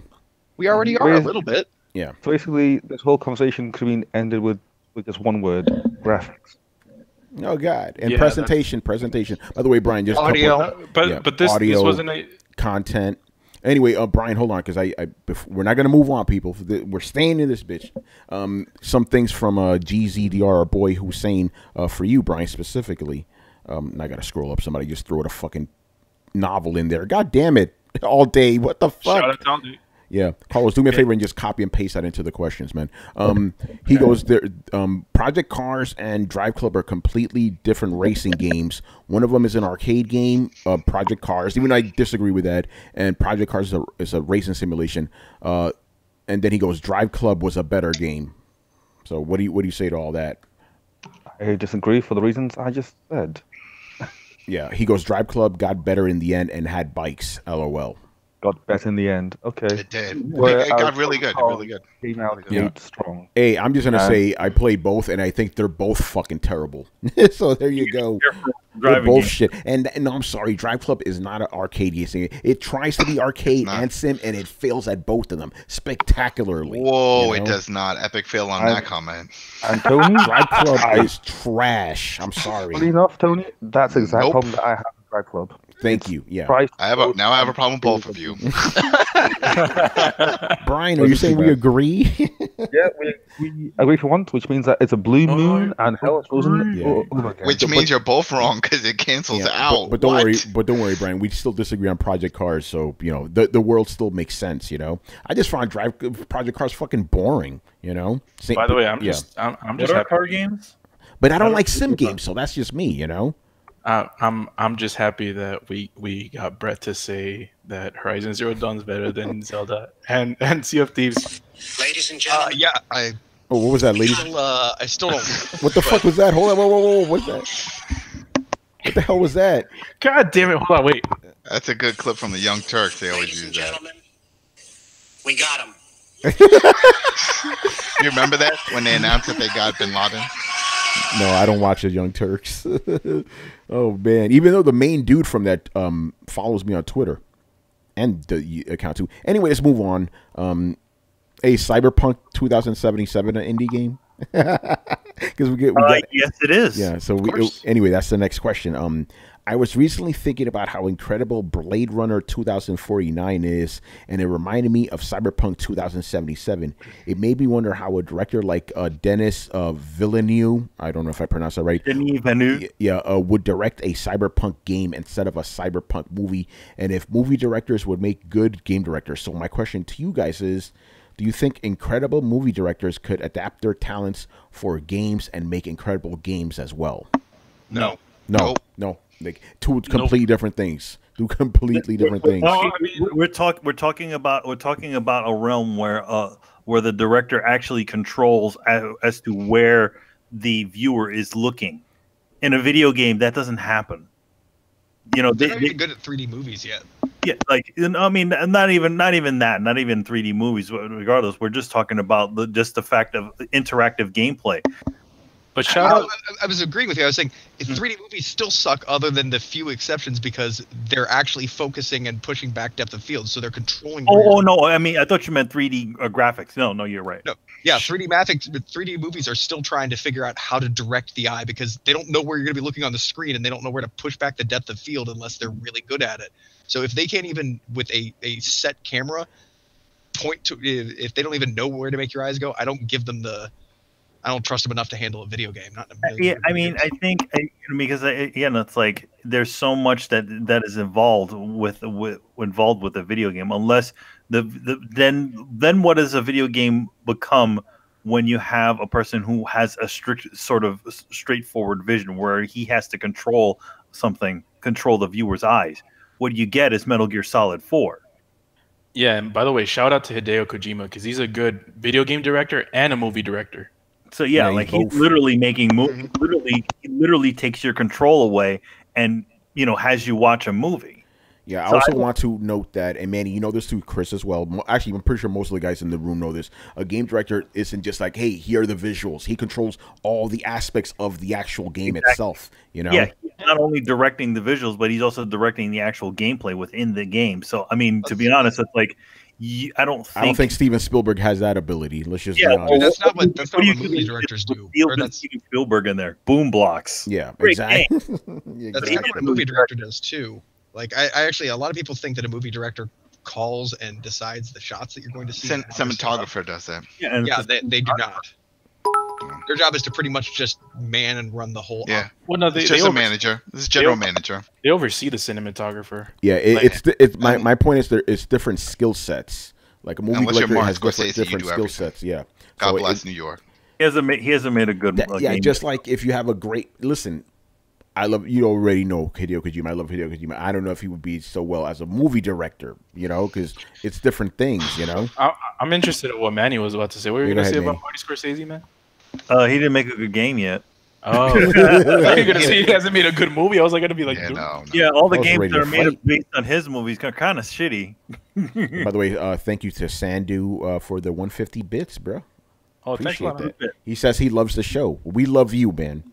We do. Actually, let me ask you guys this: have you ever seen a good novel adaptation of a video game? Because I don't even think that traditional writers are good at writing video games. Wait, back that up. I don't think I understood the question. A good novel on a video game? A good novel is brought to a video game. Oh, okay. Or a good novel adaptation of a video game, because novels are again very driven, very straightforward. Metro games. Oh, that's a mic drop. Books. Oh, yeah, that's a mic drop. I also want to throw in The Witcher, but even though they're not technically based on any books, they're based like in between. So they're based on the world. Does the Metro games are they just set in the world, or do they follow the narrative? They follow the narrative. Brian, are you going to mention The Witcher? He did. Yeah, I just did. Like literally 5 seconds ago. Where the fuck were you?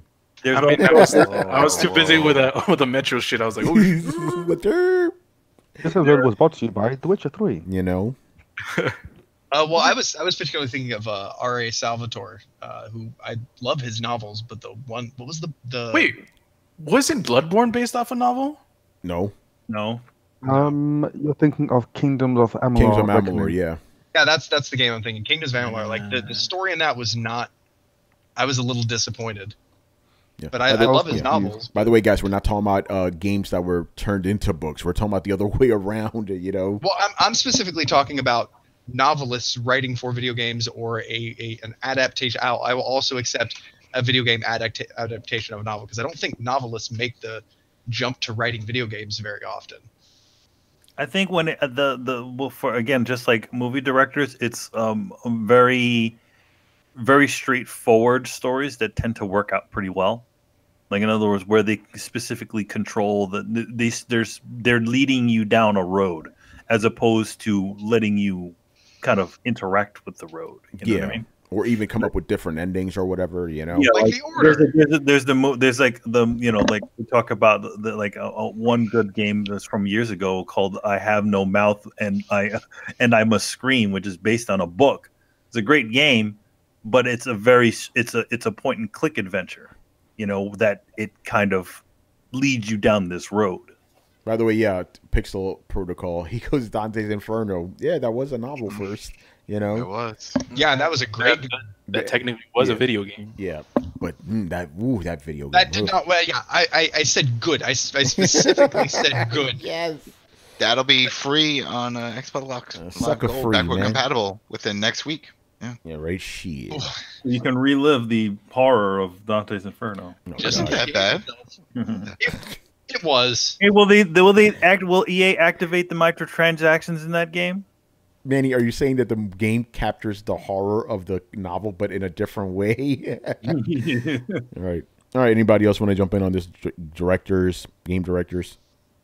I think most of these directors, I'm pretty sure it'll change, but most of the prominent directors that had tie into video games are older directors that I don't think they have as a good of a grasp on video games as maybe some directors that are coming up since because they never actually play, you know, they weren't in that generation of the sort of narrative. Yeah. Give it 20 years, man. We'll see what happens, you know. I mean, to be honest, I think if anybody could probably do it, probably be like somebody like James Cameron. Yeah. Because fucking Steven Spielberg didn't fucking grow up playing Atari. Nah, not really. He did play him when he was an adult. But he was already like an adult. He didn't grow up with them, you know. No, he didn't. But you know, he played them. So yeah. And even now, like they still have that stigma that games are for kids, you know. Yeah, games are for kids, even though adults buy them. And most of them course, yeah. By the way, hey, here's one: Spec Ops: The Line. Yeah, it was based on the Heart of Darkness, or inspired by it. Yeah, inspired by the Heart of Darkness. Yeah. Doesn't Adam love that game?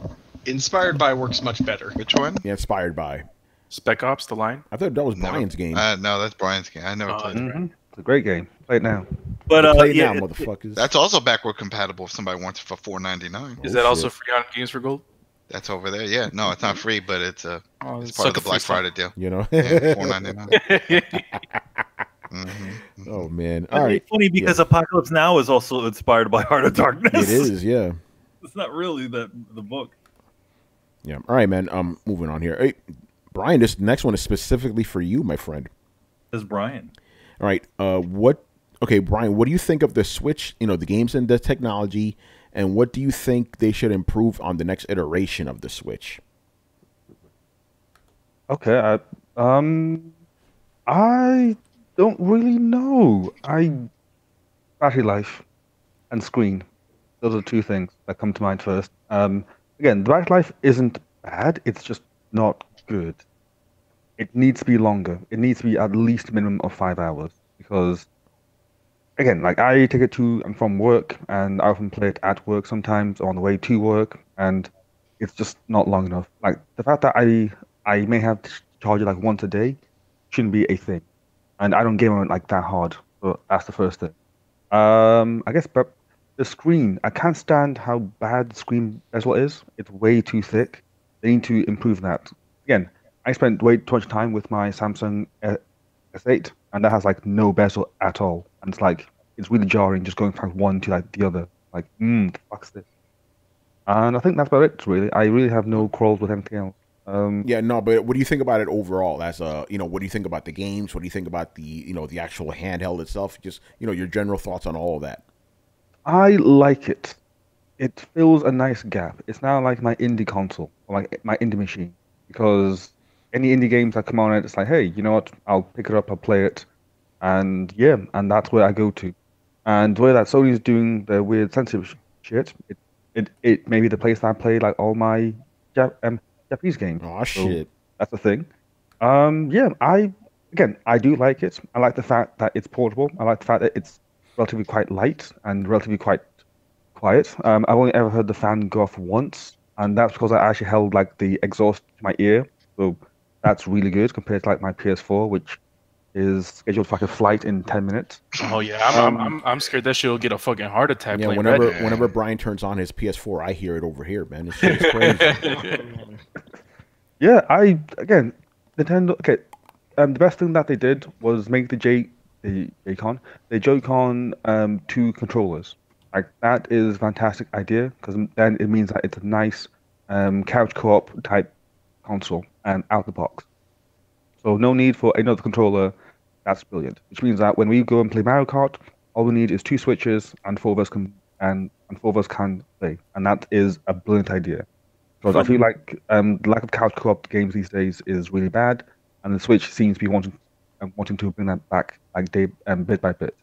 For those times when you have those roof parties. Oh yeah, all the rooftop. I've been like 10 of them so far. It's so amazing. Like we just go there and we play Mario Kart all day, every day. Sometimes we'll play like 2K. That's that's what the kids do now. They go to roof parties and play 2K. Well, you only start getting the invites after you've got your Switch, so I understand if Manny hasn't experienced this yet. Yeah, that's true. So Brian, how do you enjoy going to basketball courts and playing the Switch with the other guys instead of playing actual basketball? So much fun. Like I love just bringing like all my gear and then I bring my Switch. I'm gonna just sit there and play 2K. Like let's not play real basketball. Let's play fake basketball on a tiny ass screen. So much fun. What do you think about the game? Yeah, what do you think about the games and what are some of your favorite ones? Games are okay. I've not seen anything that's blown my mind yet. I've not played Breath of the Wild yet, so that's in the pipeline. Mario Odyssey was really fun. Nice. I'm not doing all the moons because there's one moon I like the second level where I'm like, no, just fuck that shit. Just not doing it. That's fun. I tried to play South Park, the Fractured Butthole. I don't know. I just don't think it clicked with me. Try to play. Which South Park was it? The last one. Fractured Butthole. Oh, okay. Yeah, it just didn't click with me, so I think I like dropped that. Tried playing some Dragon Ball Z Xenoverse 2. Okay, again, I never played a Xenoverse game, so hence I have no idea what to expect. But so far, okay. I'm going to try to play Transistor on it, and I actually want to play Final Fantasy 15 Pocket Edition HD, because I want to see how well that is on like a handheld front. But on the whole, it is really quite fun. Games are way too expensive. I am sorry, but they just are. Like Nintendo tax, bro. Why are they so damn expensive? It's like I can buy like Breath of the Wild for the same price as Spider-Man. Why? And by the way, Brian, remember the podcast, the Throwdown, when the Switch really came out? We talked about this. Mm-hmm. Yeah, you guys never change. Never change. Then at the same time, I did get Pokemon Let's Go Pikachu. Oh, I need to get that. Yes, you do, Carlos. You do. Yo, Brian, here's one for you, man. Will you play Warframe? No, because I can't take my progress over. Like, I put 3,000 hours in Warframe. I'm not going to play on any other platform unless I can transfer. That's it. Again, with Warframe, it's just one of those things where unless I can transfer, I'm not going to. I'm not starting again. I have way too much stuff that's exclusive to events that I did in the past, and there's no way that I'm going to play without them. But in terms of if there are games where they have like some sort of cross progression stuff with them, then I'll be more than happy to play from one to the other. But as far as I know, I don't think there is. That's right, Brett. I agree with your mic. Mhm. All right, cool, man.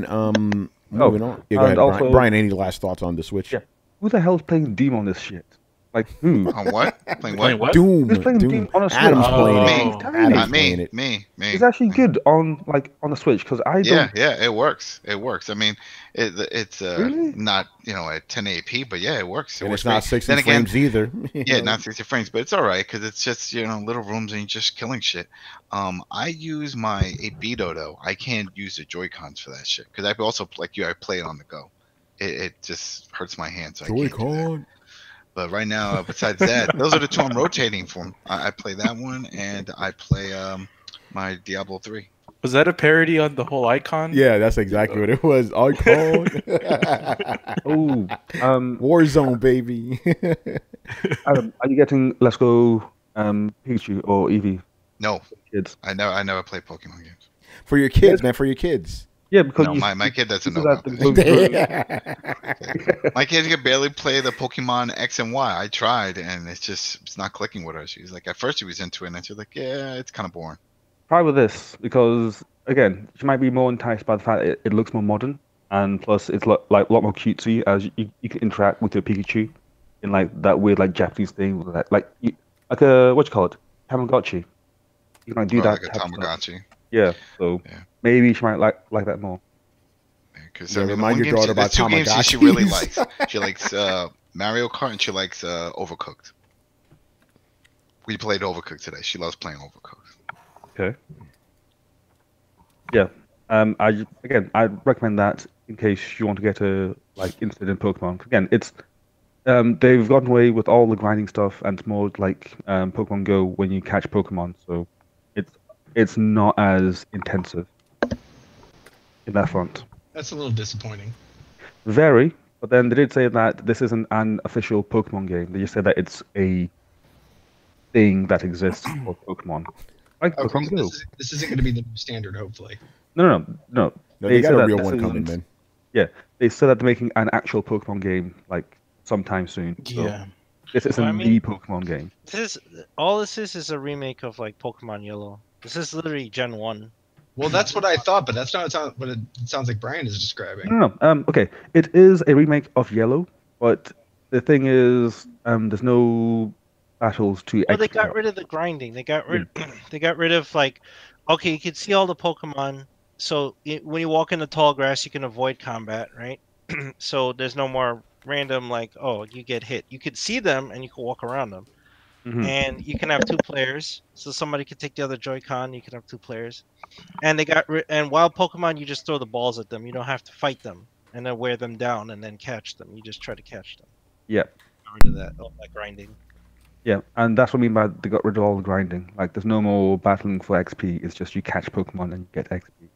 Which, at the first time, I was like, like, again, the core point of Pokemon is that it's an RPG, and that's like one of the staple points of an RPG. Like, you battle, you get XP, you level up.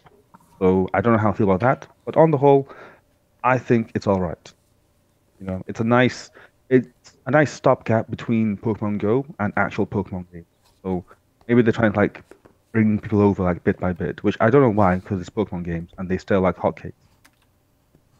So I don't know why they're trying to like entice like Pokemon Go people like to play actual Pokemon games. Because they're trying to get them off of Pokemon Go.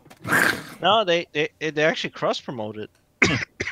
I think it's a stopgap, and they're gonna attempt to make an MMO light out of Pokemon. That's what I think is gonna happen. I just want a real Pokemon. Again, if they make a Pokemon game that looks like this, then I'm happy with that.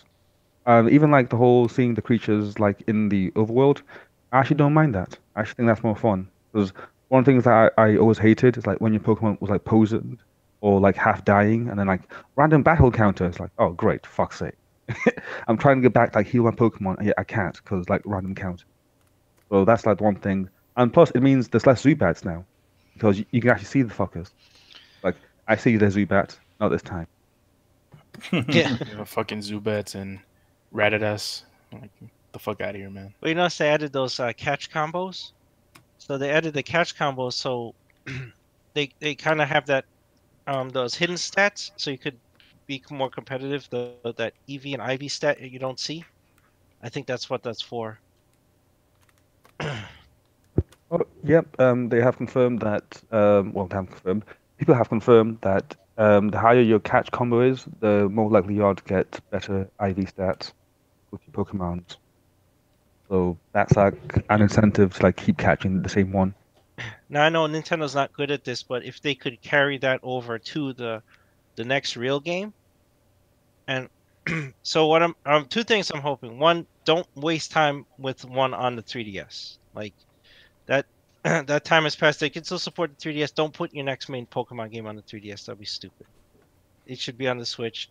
And then two, they should really focus on the online characteristics. So trainers you meet and whatever are real people, not just NPCs. Just not like last whoever and whatever. You know, all these random NPC encounters should be real people. Like Fallout 76. Fallout 76. You know, no NPCs, man. All right. No. You can have NPCs. I'm not saying make but the like world the actual the actual people you face against. I got you.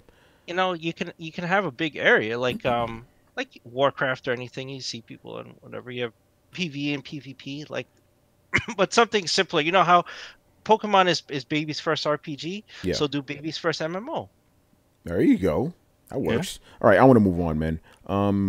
Mr. Matt Wheaton. So his first question is, with Bloodstained Ritual of the Night still on the horizon, do you feel that Koji Igarashi has his shit together more than Keiji Inafune? Will Bloodstained Ritual of the Night be another Mighty Number 9 cash grab? I don't believe so. Every time that I've played and Manny has played and Chris has played this game, my man is in the room with you. And he's been doing this like what, almost 3 years in a row now. Like he is very attentive to what the game is doing and very observant about how people play the game. Like they're always taking notes and shit. So I don't believe this game is going to be a mighty number disaster, basically. And then the other thing that they keep doing with this, it's like, even if you back the game, they're very good at like keeping you posted as to the improvements that they're doing on the game. I mean, they took into consideration all the different things that were said for that first longer version of the demo, where you get the you go through the environment, you get to the ship, and then you get to the castle. So they looked at all that stuff, and they're like, okay, yeah, we're gonna fix this, we're fixing this, and that's why they pushed the game back, because like, yeah, we're probably gonna we're gonna improve that better and make it better. Yeah, and every time I've played it, it gets better and better and better. So yeah, I don't think this is gonna be a disaster.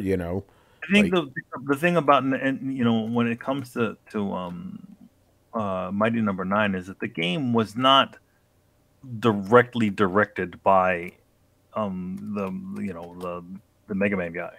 Inafune? It wasn't hit. He created the idea, hence the name NT Creates.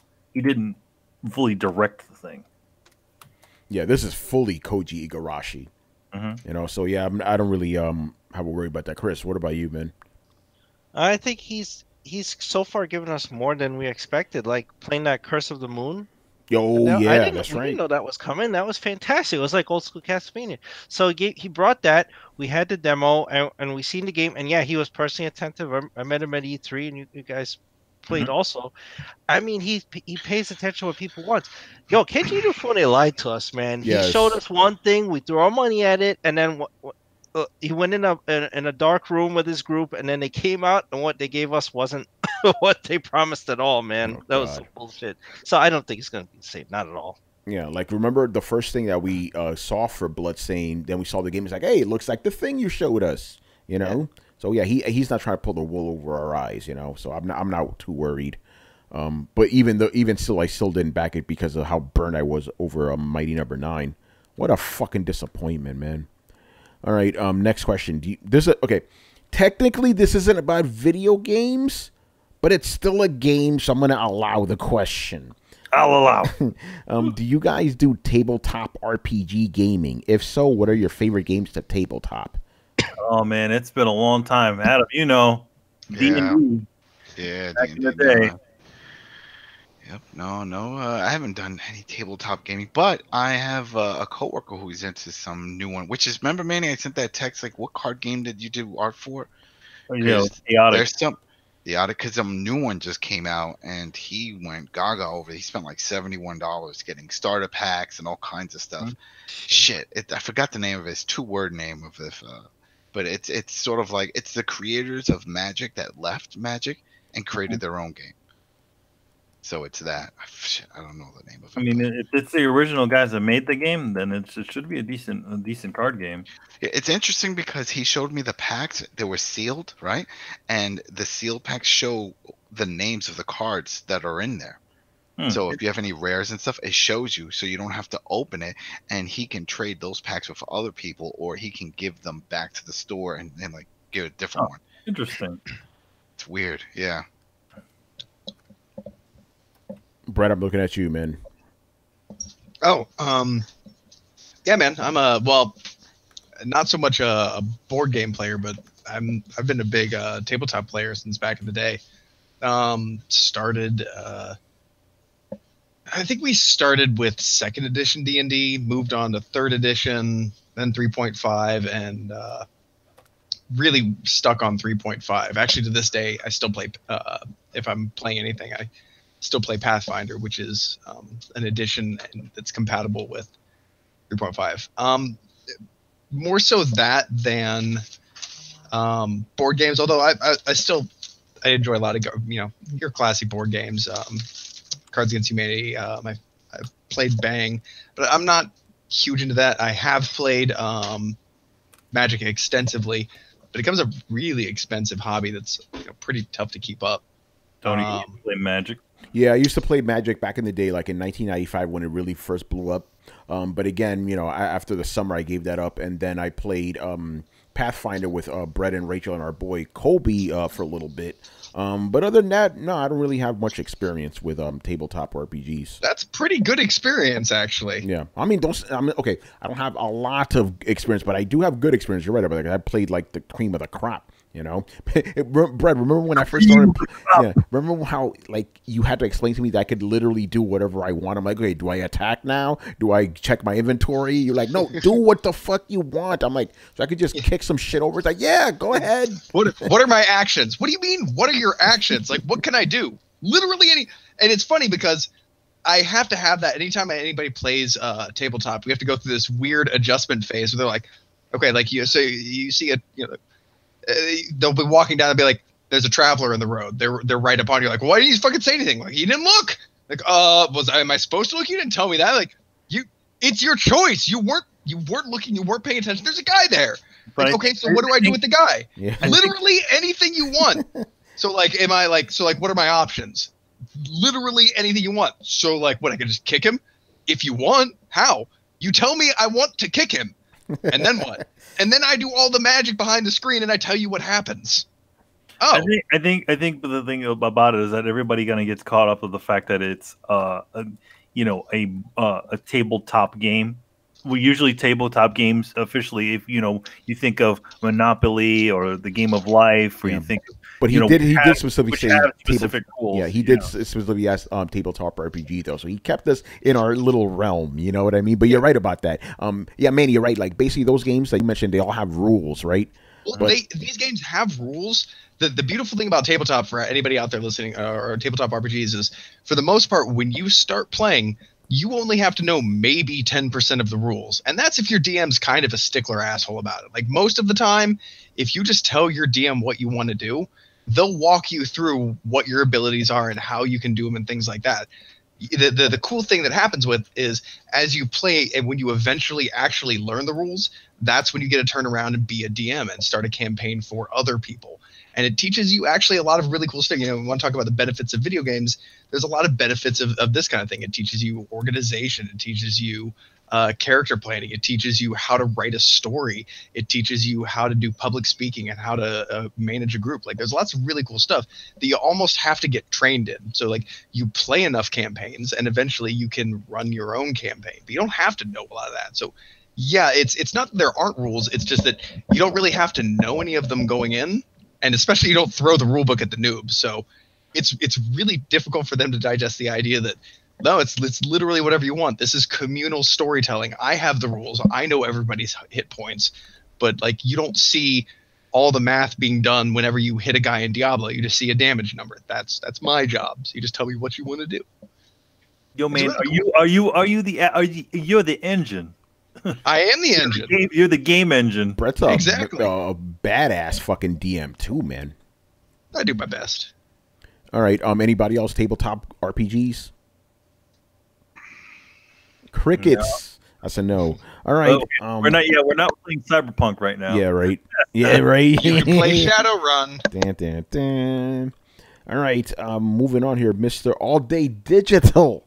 So he goes, I just got Fallout 76, and don't get me wrong, I like playing with friends, but I can't help but to fathom why there is no improvements to the game that I can tell. Bad animations, bad, visually unappealing, boring mission structure. So I am glad that the gamers are speaking up about it. In a recent article that I read, Bethesda stated they will not be using a new engine going forward with their games, just tweaks to the current ones. Does this upset any of you guys? And this is where we insert that picture of the guy pointing at the butterfly and goes, "This is a AAA game." Oh shit! Yeah, right. That's a my god. See, if you want to throw an indie game on compared to that, I think the indie game's gonna win. You know? I just want to hear what Beth has to say about this. Okay. You're wrong. Okay. I find it weird that a lot of people are talking like, well, if this is after Fallout, then why does it look exactly the same? Because it was a project born out of when they were making Fallout, they assigned another development team to expand upon that system. Yeah, Fallout 4. So like, this looks exactly like Fallout 4. I mean, yeah, it's built off of the same system. They said so. Like, oh, this game looks like, and it seems weird because a lot of people aren't even saying it looks like crap. They expected it to look better.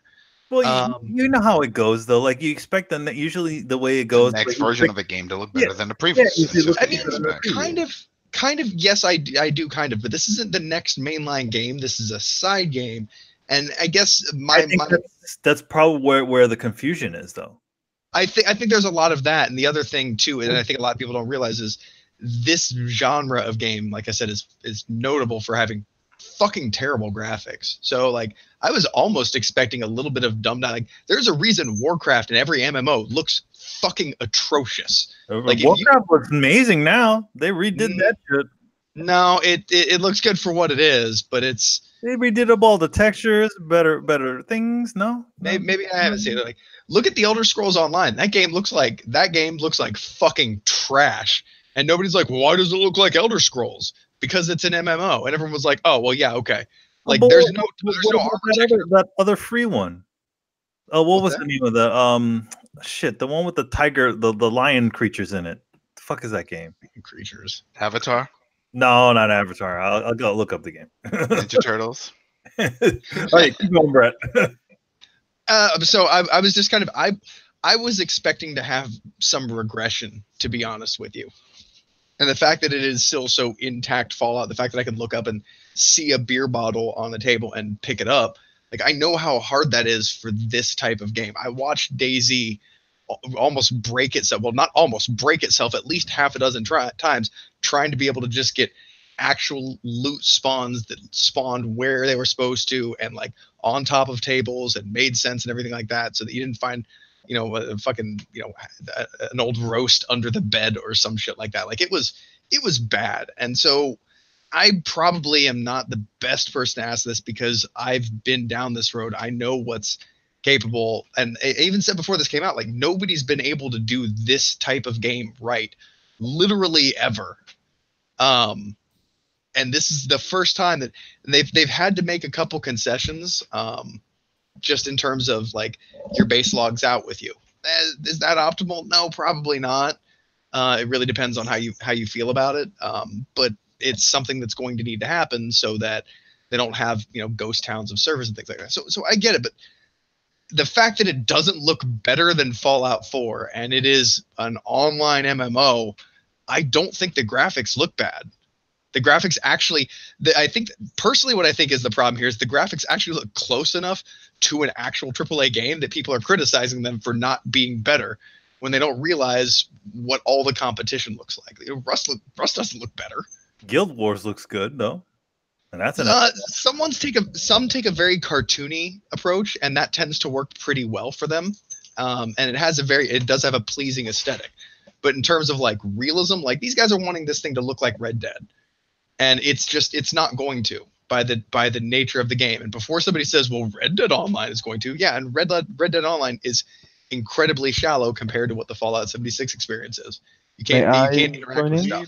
We don't even know yet. We haven't played the Red Dead Online. You can't walk up and pick beer bottles up off a table. Everything is a fucking set piece. We don't know. Yeah, okay. May I come in and interject some Brianisms? Because yes, that's what I do these episodes. Black Desert Online. I say that looks miles better beyond Fallout.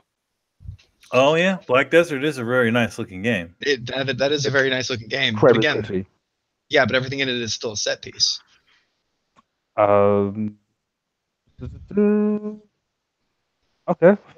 In terms of what it's again, I haven't played Fallout, so I don't know. I can't think of anything that comes off the top of my head. I generally, and I'm not sure about Black Desert, but can you like walk up to a table that has food on it, like pick up all the food, the plates, and everything like that?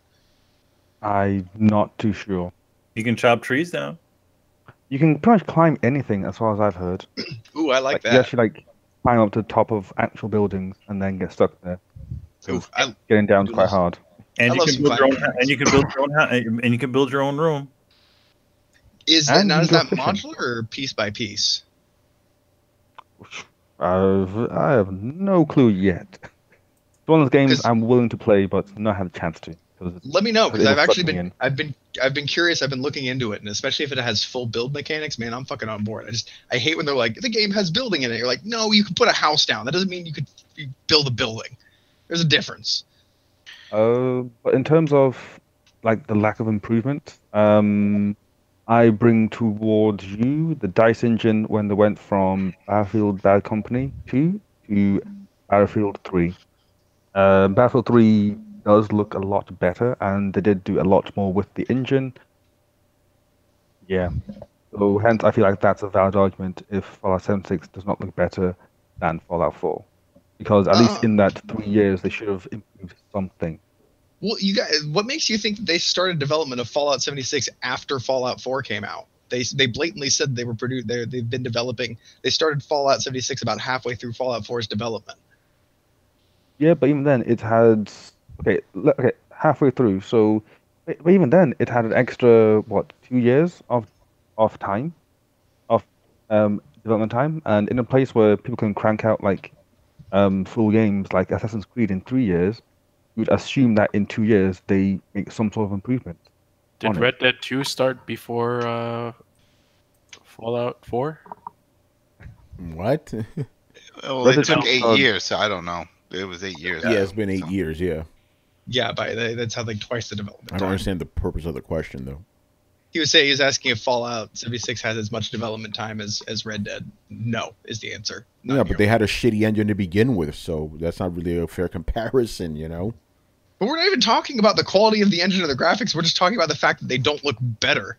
Oh, okay. Oh, yeah, I mean from Fallout 4 to Fallout 76. Yeah, which is the thing. I was like, this is clearly a side project that is built off of the same engine. They never said it was going to look, and like, I don't know why I get people are like, well, it's been time since the last one. We're like, yeah, but that's like asking why Blood Dragon looks the same as Far Cry, like, because it's kind of based off of the same thing. And again, a lot of times you have to regress in graphics to be able to do this kind of stuff, especially in building MMO games. So I don't really see a problem with it. And in terms of like, am I troubled by the fact of them saying that they're going to use the same engine going forward? Not necessarily, because they've been using the same engine for fucking ever, and they can make it look better, and they can make it work better, and they can add new things to it. I mean, people have been using the Frostbite engine for how long did they use that thing for?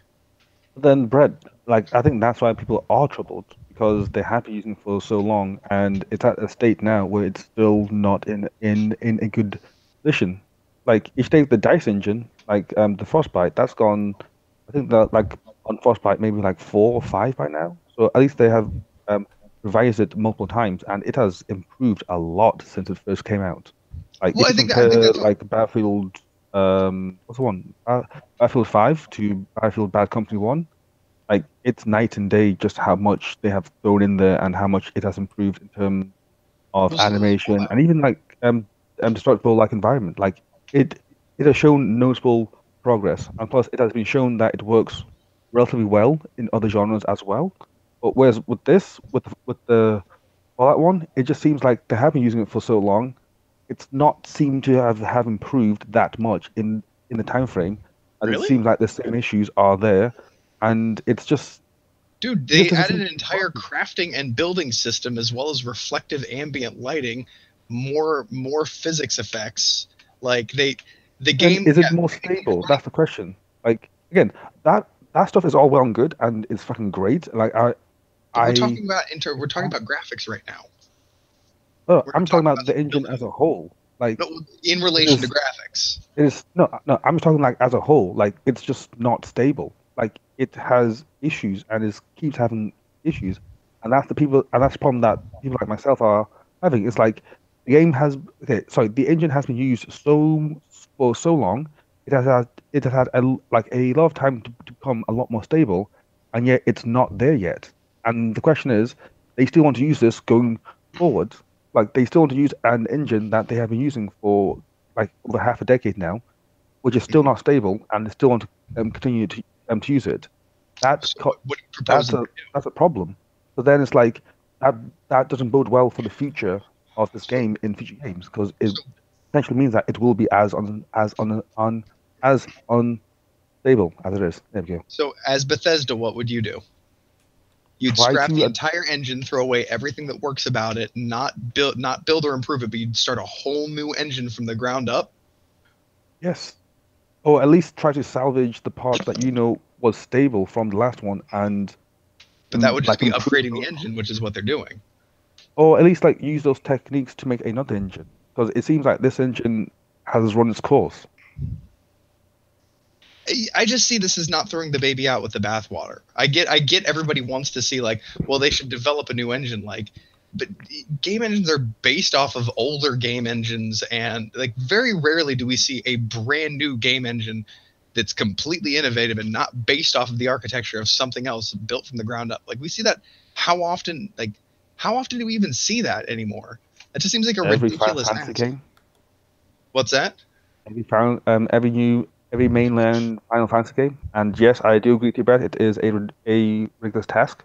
Well, then just go through the standard and say Unreal, just Unreal 4. Like, but Unreal can't support what they do.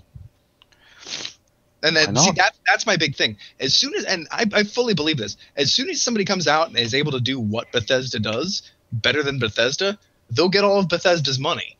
But like, if it's so easy, why hasn't anybody been able to do it or come close to doing it? Like, I realize there are these glaring flaws in every Bethesda game, and people give it the pass because of what those Bethesda games are. So I guess my big question is, if it's so easy to fix, why hasn't anybody done it yet? And people can even be like, well, modders have gone in there and fixed it. Like, okay, I agree with that. I recognize that. But again, if it's so easy to do and these games are so obviously highly successful, why hasn't anybody copied it and done it better yet? Well, I don't think that's a good question, because you're just saying why is it a studio that makes good games making good games? It's like, yeah. Well, no, I feel like it's like you're asking, like, why do so many NASA rockets launch? Well, like, because it's fucking difficult and there's only one group trying to do it. But if it were easy, then other people would be doing it fine. SpaceX. But the flaws. Yeah, you said throw that out there, SpaceX. I'm just saying. I was thinking about that even as I said it. It's like, motherfucker better not bring up Elon Musk. Yeah, man. You know I'm an asshole, man. Anyway, go on. But like, that was a great song. I remember that song. I'm an Elon asshole. Musk,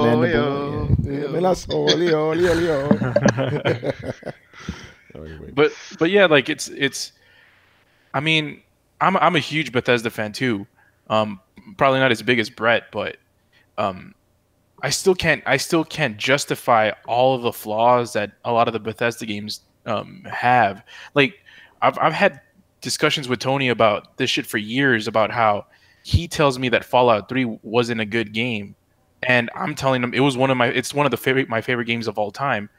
But the case here is Tony played that shit on PS3 when it came out, or close to when it came out, and that shit was buggy as hell, and it made it unplayable for him. Buggiest And fucking game ever, man. And it's also on sale, backward compatible on Xbox. $7. But your boy still got. Why aren't they paying us money there at this point, man? Yeah, but your boy still got the platinum holla. So yeah, so like it's like the Bethesda experience is so jarring, where it works. Like some people are acceptable to it, and to me, I saw some of those flaws. But I mean, for me, it was fine. I still love those fucking games. But some people, it's not, and it's not the player's fault. It's Bethesda's fault because they're the ones making the game that jarring. Carlos, why you fucking up these games, bro? Yo, man, I'm trying my best. I agree with you, but I guess what I'm saying is like, is it possible or easy? Is there anybody in the video game field now talented enough to make a Bethesda game that isn't buggy? And if I'm pretty sure there is. Then I'm pretty sure Rockstar can do it because people make different games. Like I'm pretty sure Rockstar can do a Bethesda game better than Bethesda can. I don't know about that. Well, that was the whole thing. There was a documentary that's online about the Black Box, the group that did Skate, and that was the same thing. It was like with Tony Hawk, like no one can do it better. Like we can. You haven't proven it. We can do it. Just give us some money. We can do it. And EA did, and they did it. So it comes down to that. There's probably a bunch of studios that can do it, but who wants to invest the time and money? And let's be honest here. Bethesda games do not make a lot of money because of the type of games. Let me rephrase that. Bethesda does not make its bank because of the features that those games have. It's more because of what they are. No, that's what I'm saying. If somebody else could make that game, like, and I've seen games that are Bethesda clones, and they're lacking. They can't do. But okay, so let's go to let's circle this shit around. What AAA studios try to make Bethesda clones? What was that? I want to say Faith of the Fallen, but I know it's not true. I forget the fucking name of it. I've played a couple of them. Or an undead Viking that couldn't die. One of them. Well, nobody I know. But no. like if you ask me, like. If you ask Naughty Dog, hey Naughty Dog, can you do a fucking Fallout game? I'm pretty sure they'll do a pretty darn good Fallout game. Metro didn't. Metro set out to pretty much clone Fallout. They became their own thing, and that's fine. It's a good set of games, but it's not a Bethesda game, and that's the closest. Metro is nothing like Fallout. Like it. No, that's nothing like that. That's the closest I could go to the store. No, that's not even. Here's a couple from Wiz. He goes Kingdom Come, Deliverance. Kingdom Come. That was the one I was talking about. It was close. Yeah. It was not the same though. Yeah, that's a good example. You could literally pick up anything and throw it around or whatever. Interact with every single NPC. Yeah. Kingdoms of Amalur, I don't think so, bro. Studio. But who made Kingdoms that of Amalur wanted to be a Skyrim game, and that fell really short. Warhorse Studios, Carlos. I thought Kingdom of Amalur was better than Skyrim. In case you wanted my answer. Yeah. I couldn't stand Skyrim. It made no sense. Have a bias then. What, sorry? I said you just gotta have a bias against Skyrim then. No, I don't. Like, I enjoyed Skyrim, but I had way more fun with Kingdoms of Amalur. Like, one, the game was stable for a start. I mean, Skyrim broke out so hard that I couldn't continue with the main quest because the NPC didn't want to come up to the gate and talk to me. So hence, I was stuck there. I'm like, oh, great. Like, I literally can't play the game. The game was literally on the table. And the combat in Skyrim was kind of ass. Oh, and it was quite damn ass. And when you play those games, like, and even I have to admit this, you have to have fucking hundreds of saves, man, because you always you know something is going to happen where you're gonna need a save, like maybe like 5 minutes beforehand. Yo, Fallout 3 was legit the scariest game I ever played, and it had nothing to do about horror. Because I was afraid I was going to lose my fucking progress, son. I was like, oh, shit. Every time I got to a door, I'm like, oh, fuck. Is this going to be it? Damn. Yeah. Every time I get to the door. About your horse catching on fire. Yeah, well, that's never happened to me, Well, he's talking about Red Dead. Yeah, but that's never happened to me, so, Oh, so, and Red Dead, remember, Tony, forget it. So like, yeah, they provide an experience that mostly, pretty much 99.99% of developers don't do. But at the same time, it doesn't excuse them for not giving out a product where its performance is up to par with a studio of their caliber, at least. You know, part of me agrees with that. Then again, the other part of me says, you show me another game that shows me a living, breathing world as immersive as that. It just technically speaking. But Brett, you show me a game that has this many glitches and doesn't get panned by everyone. That's my point exactly. Is that people forgive the bugs and the glitches for the open and interactive nature of the game. If you could show me a game that gives me the same open interactive experience without the glitches, I would be all over it in a heartbeat. And I think everybody who plays a Bethesda game that also just sounds like settling. It's like, I mean, it's, to be honest, that's the same. To be honest, that's the same pass that a lot of the older Grand Theft Auto games in there. It's like, well, you fell to the floor, but hey, you know, you can do all this stuff in the game. the same pass I'm giving Red Dead right now. Why does he have that voice? I don't know. Game. I don't know. It's been 1940s. an entire podcast about why Red Dead gets a pass because of the scope and the things. I don't know doing. anyone's giving it a pass. Everyone's pointing it out. We as a panel just talked. We had a question about this. We talked about it for like 45 minutes. Yeah, no one gave it a pass. What? We all pointed it out. Yeah, we all pointed out. It has issues. Yeah. But we accept those issues because of the breadth and scale of the game. That we're not painting the game because of these issues. What do you mean accept? Yeah, like, do you mean delete it because it sucks, or you mean like? Do you give it a bad review? Would you? Give it a mediocre review. You give Red Dead a mediocre review? Yeah, it's got a great story, but the controls and all the other shit just fuck it up. Well, then you are a man of integrity. It's a mediocre game. It's not going to be game of the year. I wouldn't definitely. God of War is game of the year. Everybody knows that. Well, no. To me, Red Dead Redemption 2 is the game of the generation. I said it. Oh, I don't believe you. Yep. Well, no, that's me. You know, I'm 2 hours in and I still can't. It's too early. Well, yeah, 2 hours in, nigga. Come on, son. Man, I gotta install that shit on the hard drive. Hey, but you're welcome. By the way, you know. So wait, when did you see him? Did you get the bracelet? Did you get the bracelet? Yes, I did. That's your problem now, Adam. You bother him now, son. Oh, yo, man, I'm gonna get that shit to you. All right. I'm your family. That's right. See, familia. I've done some other crazy shit in there too. Oh shit! My birthday. It's always your birthday, son. I'll be like, Merry Christmas. Merry Christmas. Yep, the guys in the chat do not like any of these Bethesda games. Oh man! If you don't like Bethesda games, then don't play them, man. That's fine. But I'll tell you this much, though. I'll tell you this much. Wait, I want to add something with this because I'll tell you this though. I really want this whole thing with Fallout 76 and seeing how bad it runs has motivated me to go back to finish Fallout 4. And that's why I need Brett to jump in my game to create the village, because I rage quit when I realized that I had to actually create a village. And they're like, all right, create these walls. And I don't like crafting shit. I want to go kill and move on to the next town.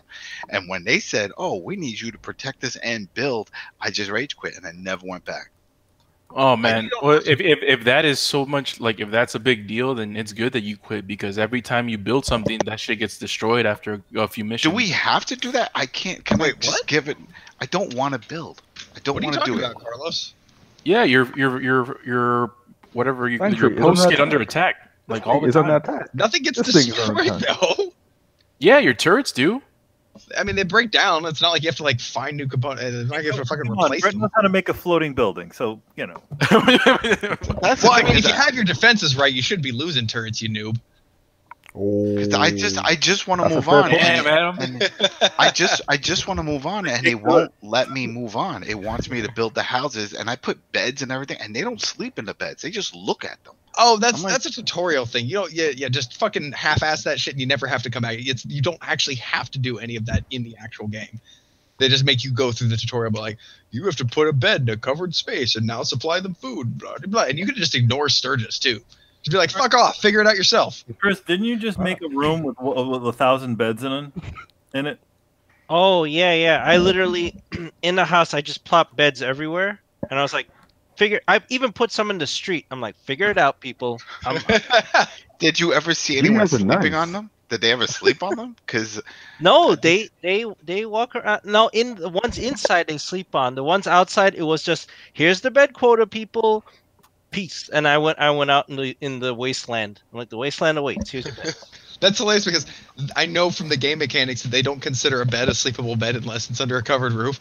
So I love the fact that you threw down beds. And you're like, there you go, figure it out. And they're like, but this is just a bare bed outside. I can't sleep here. And you're like, whatever, off to kill super mutants. because I had fun with it. Yeah, that game has all kinds of bugs and stuff, but it's still fun. You know, Fallout 3 was fun. I Fallout mean, I had a 4 ton of fun. and Like, 3 Fallout 4 and was Vegas. a ton of fun, All of but them. I wanted to adventure. Like I did. Like Brett, I totally respect Brett's fort. Brett had a castle, the bar in it, and all this shit. It was amazing. But my town was like ghetto as shit. I Yeah, even so was reserved mine. the I didn't best fuck house with that. to Yeah. put my armor in. Like I had the Hall of Armors like fucking Iron Man, and people slept out in the street. I'm like, you go outside, brother. I'm working on power armor. Get out of here. Nah, man, I had all kinds of prisoners for the jobs. My power armor broke down also. I didn't know how to fix it. It just stopped working. Did you have a battery in it? Maybe that's it. I don't know Yeah. where to get the battery. Where do I get battery? Yeah, you got to get those battery packs. Yeah, you got to go to the bodega and get that battery. You know. You know But what? Just align yourself with the Brotherhood of Steel, and then you're set. I'll try that tomorrow. I'm gonna get back in tomorrow. Just No, don't but- take a yeah. just don't take a half ghoul, because then shit'll get awkward. You know. All right, man. Let's move on. I I hope hope we you ain't. guys like Go ahead. creative like Fallout. Me, I used to put everything like on the roof. Like there you go, all armors on the roof. There we go, done. Problem solved. Beds on the street. Done. Problem solved. Turrets, put the 2 right by the bridge, and that's it. Nowhere else. Problem solved. No, see, I took a different approach. Like, I wanted free shit every time I came back to base, and I didn't want to go to like an old burnt out trailer with a bed. And I'm like, no, motherfucker, I want like ceiling lights and posters. And I get in there, like, so it's actually funny. Like, somebody comes in there, suddenly like, oh, can I settle here? I'm like, yeah, absolutely. They're like, wow, this place is great. You got beds and a bar and lights. I'm like, yeah, you don't get to use any of that stuff. See that mute plant? Make it fucking grow more by the time I get back, or I'm kicking you out of the goddamn settlement. I was not a good settlement owner. I was the governor from fucking Walking Dead. Like, yeah, it was.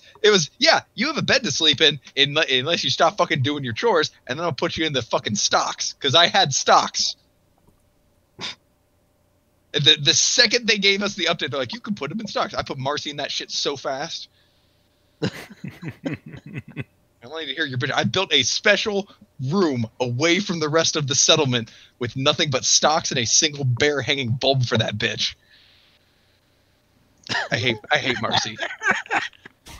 Yeah. All right, man. Let's move on here. Glorious War, who has been with us all night, my man. He's also not a fan of Bethesda. It looks like. Okay, what are your biggest disappointments of 2018? The Switch and Xbox are mine for this dry ass year. Mediocre games. Damn, bro. Tell me how you really feel. Yeah. Actually, since I literally wrote this headline.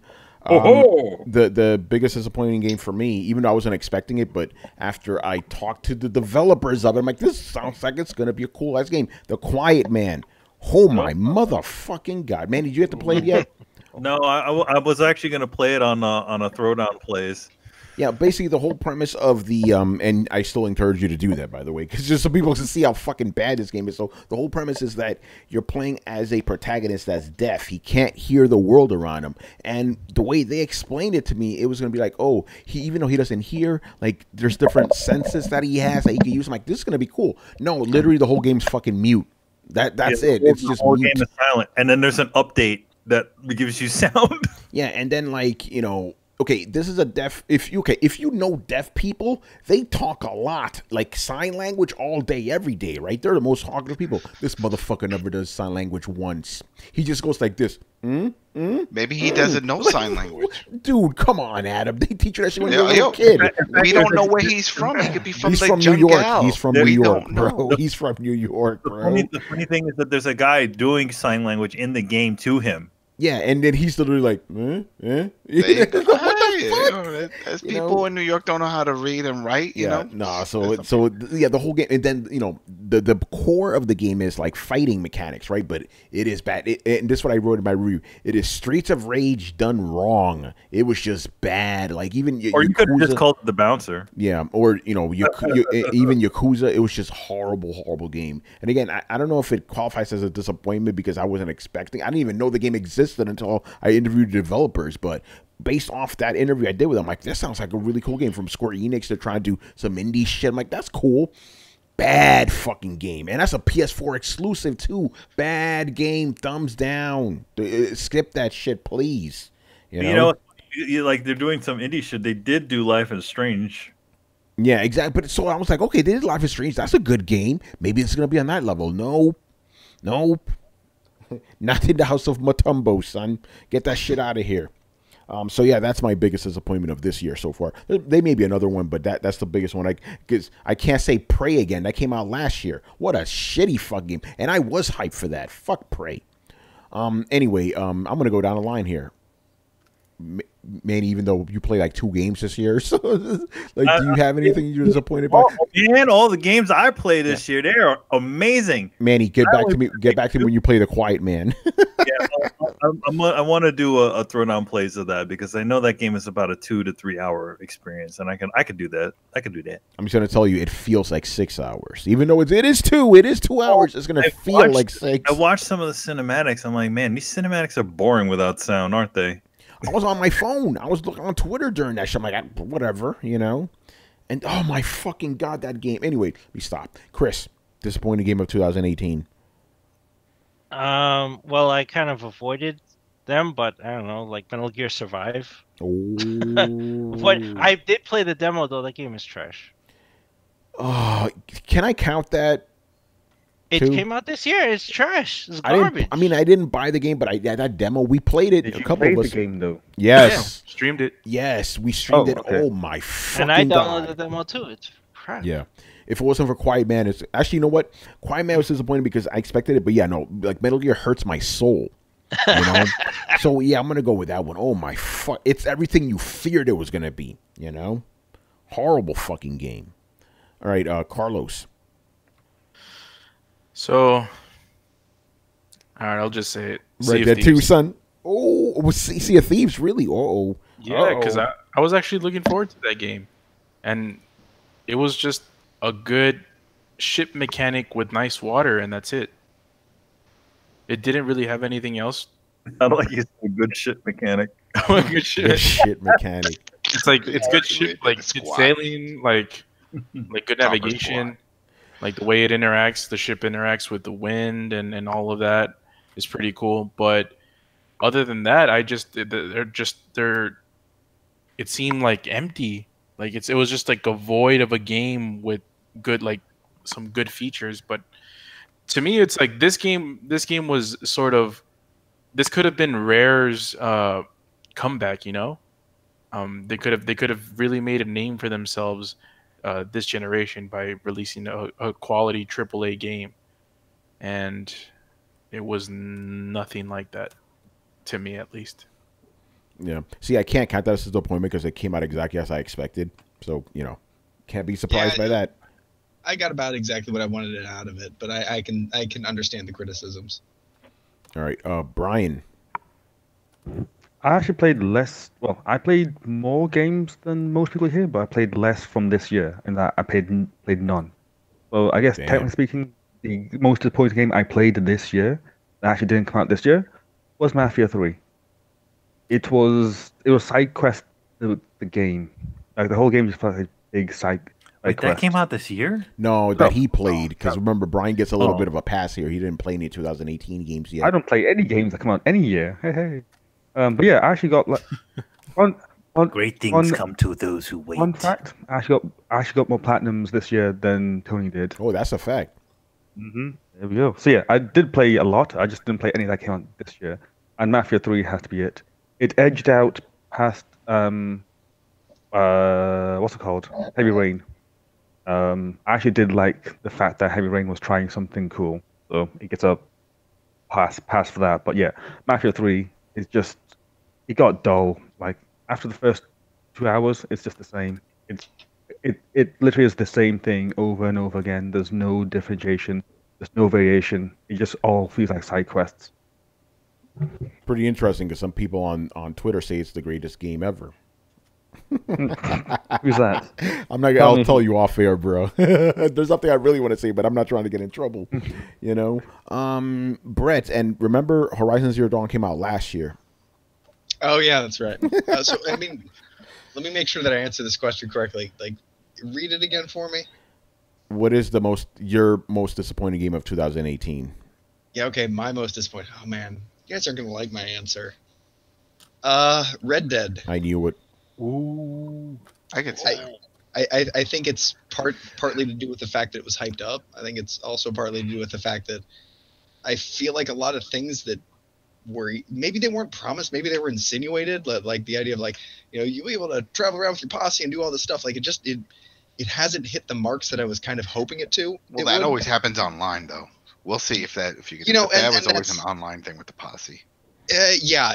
Well, I thought like you would be able to roll around with Dutch and his crew. Like I thought you'd be able to like grab one of them and like be like, hey, come on, and like go do some stuff. I didn't realize it would be limited to just story missions. And the seams of the game show, and that's kind of an irk for me. Like I don't like seeing, you know, walk into this area and then this event is triggered. Like I'd like it to be a little bit more under the surface or organic than that. So it's not so much that I'm not enjoying the game, because I'm enjoying the absolute fuck out of the game. It's just not as good as I was hoping. You might have overhyped the game for yourself. Which is weird because I was kind of on a media blackout, like just to avoid that. Well, remember you said you didn't want to get it until the Yeah, online launched. yeah, exactly. It's but you know, I don't know why I was expecting this. I didn't feel like I was expecting that much, but like and it's a good game. It just feels like I keep saying to myself, like, it just feels like a Cowboy Rockstar game, and that should have been what I expected. I don't know why. It's objectively the best game ever made. But I mean, like, it's. I mean, to be honest, I mean, the way I always saw the game, you know, and I haven't even played the damn thing. It looks like just, you know, more of the original Red Dead with better graphics and some more shit in it. That's exactly what it was, and I thought they would. I kind of felt like with the amount of time in the development, like it would feel more immersive. There'd be more, the world would be more lived in, and it's exactly what you said. I probably shouldn't have anticipated it being more, but if the question is what have I been most personally disappointed in, it's Red Dead. That's probably just because I guess I was expecting more. I still love it. Please nobody like send me mail bombs and shit, because I do love the game. Like, you're like, oh, he doesn't like Red Dead. Like, I know I didn't say that. I just answered the question. Bastards. All right, Adam, just say Red Dead because I know you don't like it. No, I like it. That's not my disappointment. My disappointment Spider-Man. I love that game too. It's Black Ops. Black Ops 4 is my disappointment. Because remember, I was so hyped. I thought Black Ops was going to be awesome because it's a AAA, you know, studio doing it. They got money, but it's so boring playing Black. I find it so damn boring. It's like the German cornfields out in the boonies. I don't like it. The multiplayer, the zombies, I'm not into zombies. The multiplayer with the classes is okay, but the maps are all these old maps. And then it's like everyone's eating it up. They're like, "Oh, this is great! Look, we got Nuketown coming back." And I'm like, "Yeah, they always bring that back." And all these other maps are old, and we played them all.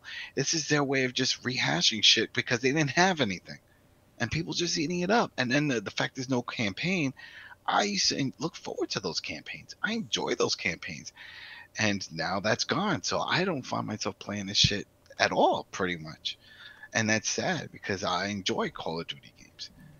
And it's not there, and so to me that's the epic fail for 2018. Yeah, it's not the butter game, man. No, it's not. You know, and then watch people are like, "Oh no, this is great, it's great," and then when the next one comes and gets announced with the campaign, "Oh, that's so great, they brought it back." I'm like, "Oh my god."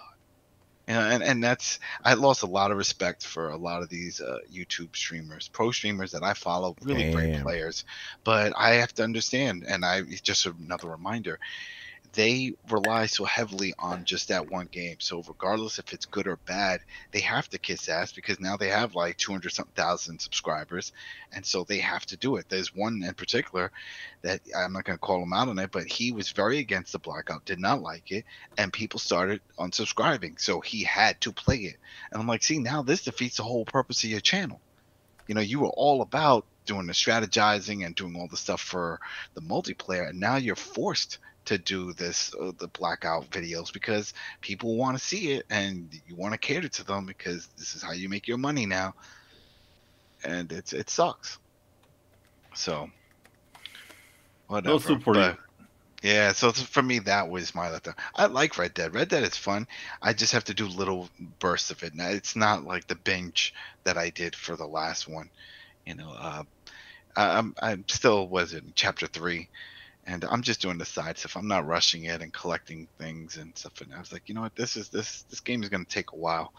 And that's it. And then just running around and playing other games, and that's it. Hey, I like Red Dead too. Please don't think that I don't. Yeah. All right. I gotta say, all the other games, like, kind of, was it me or did we have a lot of games that exceeded expectations this year? Well, I can think of one that exceeded expectations to like fucking exponentially. What's that? Cuphead? Monster Hunter World. Oh yeah, that's right. Yeah, that superly exceeded anything we could hope for. You know, dude, even the new Assassin's Creed was notably better than the old Assassin's Creed. Like they've made. I was like, oh wow, I'm actually surprised by how good this Assassin's Creed is. Granted, that was because I wasn't giving it a whole lot of hype to begin with. And you didn't play Origins, you know, which just seems like an extension of. Well, it actually has upgrades from Origins, even. Like, they've made improvements. Yeah. So there's some stuff I got to ask you about that game after the show, by the way. Just remind me. Cool. But yeah, I want to say for the most part, like, most games have actually done a little bit better than I thought. So this is a weirdly deceiving question. Yeah, no, you're right about that, because like God of War, it was better than I expected. Spider-Man was better than I expected, and for me, Red Dead was really better than I expected, because I expected just more Red Dead. It was beyond that, you know. And the multiplayer hasn't even come out yet, so you can imagine. But no, the game that stands as the one that really exceeded was Monster Hunter. I don't think we could even debate that. We were not expecting that, you know. Wow. All right. And the last question here is from my man Wiz, who's been here all night too. So. He just wants to know, did you guys watch the Yang Ye and Jason Schreier discussing the games industry videos? As I told him in the chat, I have not. Manny, have you seen these? Because you're a Yang Ye guy. Are they talking together? I have no idea. I'm assuming they're doing videos together, but because the thing is, I watched Yang Ye's videos and I haven't seen anything like that. I mean, maybe it's about Jason Schreier. I haven't seen that either. Like, because I watched. I don't know. There's actually a side-by-side thing. Really? Oh, look at that. That's kind of cool. All right. We can't answer it because we haven't seen it. You know. Oh, I want to see this. I want to see this. You know what? Someone threw shade at someone else, and I was like, really? Oh. Brian, can I take a wild guess? It was Jason Schreier throwing shade at Yang Ye, wasn't it? How do you know, Tony, man? Tony's psychic. Yeah, it's a lucky guess, man. Lucky guess. They said they talked today for 2 hours. I literally had no idea this happened until you mentioned it. Yeah, that's about an hour. That's about an hour. So you know what? We'll get back to you on this one next week, bro. Because that's very interesting. All right, that's gonna wrap it up. So a show note here for you audience guys and literally the guys in the panel, because I just realized we need to do this. We're gonna be giving you Throwdown on Wednesday night because of this holiday that's coming up with turkeys and all that on Thursday. You know, so come through. You know, both for the fans and you guys, whoever can. 10:30 p.m. Eastern on Wednesday night. You know, Turkey Day, man. Completely forgot about fucking Turkey Day. You know. So yeah, that's pretty much that. So thank you for watching and listening. Leave us your questions in the comment section of this episode here on YouTube or over on the Coalition. We'll answer them on next week's show. Subscribe to Throwdown on SoundCloud, iTunes, and YouTube. Follow us on Twitch, Twitter, and Facebook at Throwdown Show. Links are located in the description below. Once again, I was your host, Tony Polanco. Tonight joined by Emilio Lopez. I'll see you later, guys. Thanks for showing up at Anime NYC, and hope to see you next year. Yay. Chris Seeley, Hey, take care, everyone. Carlos Romero, Peace out. Brett Murdoch, It's been real. Adam Vale, Have a great Thanksgiving, people. and Brian Manjoma. I'm calling it now. CD Projekt Red's Cyberpunk game of next generation. Ooh. Do we all agree that's a next gen game? No.